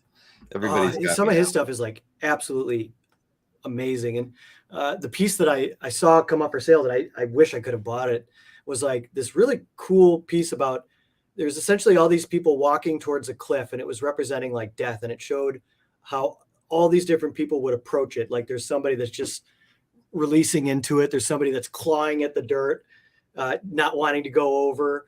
Right. One's like sad because there's like a child. I mean, it was like, but he can do that with a lot of his imagery. He can tell an entire parable in a single image. And that's not a lot of people can, it's a rare talent, and he does it really, really well. Yeah. The editorial cartoons he did were like, they were just some of the stuff that he put into a frame and would tell with a single image was amazing. So there's a couple pieces that sad. Yeah, those are hard to come by. Those they tend to be pretty expensive, but they're gorgeous. I'd love to own it. Something from McKay, something from like George Harriman. I mean, guys who were working during that period. There's just so many interesting pieces I've seen over the years. I'd love to pick something up. So Rich is an early animator too. Yeah, when you dive into all this, there really is just so much that I'm like, you know what? It's impossible to have a piece of all things. So, you just curate your little thing and be happy with it. And you can still appreciate it like that. I still want to find that picture of that image of the people walking towards that. I've never seen it again. I can't find it again, but I want to see it. But yeah, there's a lot to be just appreciated out there. And CAF is something too that's brought me into just being able to see a large body of work in a concentrated area. And it's a great way to just kind of reference things off each other, because you did the categories in the system of actually finding things and jumping. You can go down a rabbit hole in one source. And that's been really wonderful for me to just kind of dive in. And again, I was sitting there back there, even though I wasn't talking to a collector, I was engaging with what was out there. And CAF was like basically the door that kind of led me down a ton of pathways, ton of rabbit holes, just clicking, just going through. Somebody said earlier that the rabbit holes are greater than black holes, so that is very true, at least in our hobby. And as Rich Danny's pointed out, it was Gertie the dinosaur that McKay is known for. And Troy Pierce mentions check out Joseph Clement Cole, and I'm pretty sure I just can't think of the artwork now, but I'll have to copy paste. Yes, exactly. That's what I'm just doing myself right now, so I can look later. But thank you, Troy, for that suggestion. So Adam, this was you lived up to the hype, my friend. This was fun. Thank you for having me. I really appreciated it, and thanks for taking that little leap of sharing that first one, because it did inspire me to do more, and it's been a lot of fun. I still will make more, but I will warn everybody, I'm running out of pages, so other people. Feel free to step up, or my stuff's gonna have to get even more weirdly esoteric, because that's what I got left that I'm willing to, that I'm able to do. Mm-hmm. So I look forward to. I love the ones I saw. Anthony's was like actually, it was good. They did a very good job on that one. I was like, oh, this is gonna stink. And I shouldn't say that, but I was like, oh, but they did grand slam. Yeah, he and Sharon just did a fantastic job on that one. I've gone back and watched that one a couple times, because I was like, they really did it. And she really acted it out. I'm telling you, I loved it. I love seeing it. I would love to see more. And it is really fun to do. And it's, again, you don't have to take anything too serious. You can make, again, glue and macaroni. You just kind of piece it together. Yeah, Cosmo says you need to do a MODOK dramatic reading. Please just sit there in a chair, or I'll do that one where it's just an empty throne. Well, wait, I should do a MODOK one, because I've got I can do the meme thing. I can put myself in as MODOK, or maybe we can put you, Adam. Maybe we can work it out. I've got the thing to make the MODOK, so you just have to sit really still with your head, and if you can, and just film yourself like that, and I can set you up with a green screen of with a MODOK body costume for you. You have the technology. Yes, and I'll give it back to you, and then you can be like, you can put them in any scene, whatever you want. I'll set you up with that. Yeah, and I do have a rule that I only do pages I own, so it has to be. I mean, I can do guest appearances and other people own, but if I open it up to every page, there's so much. I mean, my mind just blows. Yeah, no, that's. I'm just trying to picture that. It would be well worth the effort. That's for sure, Adam, to do that. Yeah, I look forward to seeing yours. I know. I have a page picked out. I've got to corral the family. It'll happen, because I got to have my girls in it for sure, because it's got a few female characters in it, and they need to be on screen a little bit more, I think. It could be a fun thing. It's not for everybody, I know that, but whatever happens, whatever it may be, will be. I've always, when I approached the CAF update early on, and people would ask me about it, I said I wanted to be like a variety show. I wanted it to kind of hit on the right, points of the hobby that I wanted to talk about, but I was hoping that it, we'd bring in different guests, and we did a lot more guest appearances early on in it, when I guess I was really thinking of it like a variety show, but that was my original vision of it. I just thought like we'd have people contributing stuff to it, whether it was like I would go off screen and somebody else would interview somebody for a 15-minute segment, or come on and do their own monologues and everything. And it just kind of went it evolved the way it evolved. But when you sent me that, and when Mikhail presented the flips, and we got the first cribs video, all that stuff was like, wow, this is what I wanted. I love the cribs, the flips. I love that stuff. I love seeing it, and it's just people kind of sharing, walking me through a guided tour of what they got. Actually, the CAF, those live shows are some of my favorites. Yeah, cool. We're just talking. People just talking. I agree. Well, again, thank you for doing this, Adam. Don't go anywhere, because I have to tell you about that Eternals page that I know about. But everybody, we appreciate you tuning in tonight. And now you've seen Adam before. That's the thing. You've seen him but now you've actually got to know the man a little bit, just a little bit. Yeah, thank you for having me on. And, everybody, hopefully one day I shall meet you. I hope so too. And again, if you can add heroes to your list, that's always going to be, a good show to meet fellow collectors. All right, everybody, have a fantastic night. I'll see you again soon.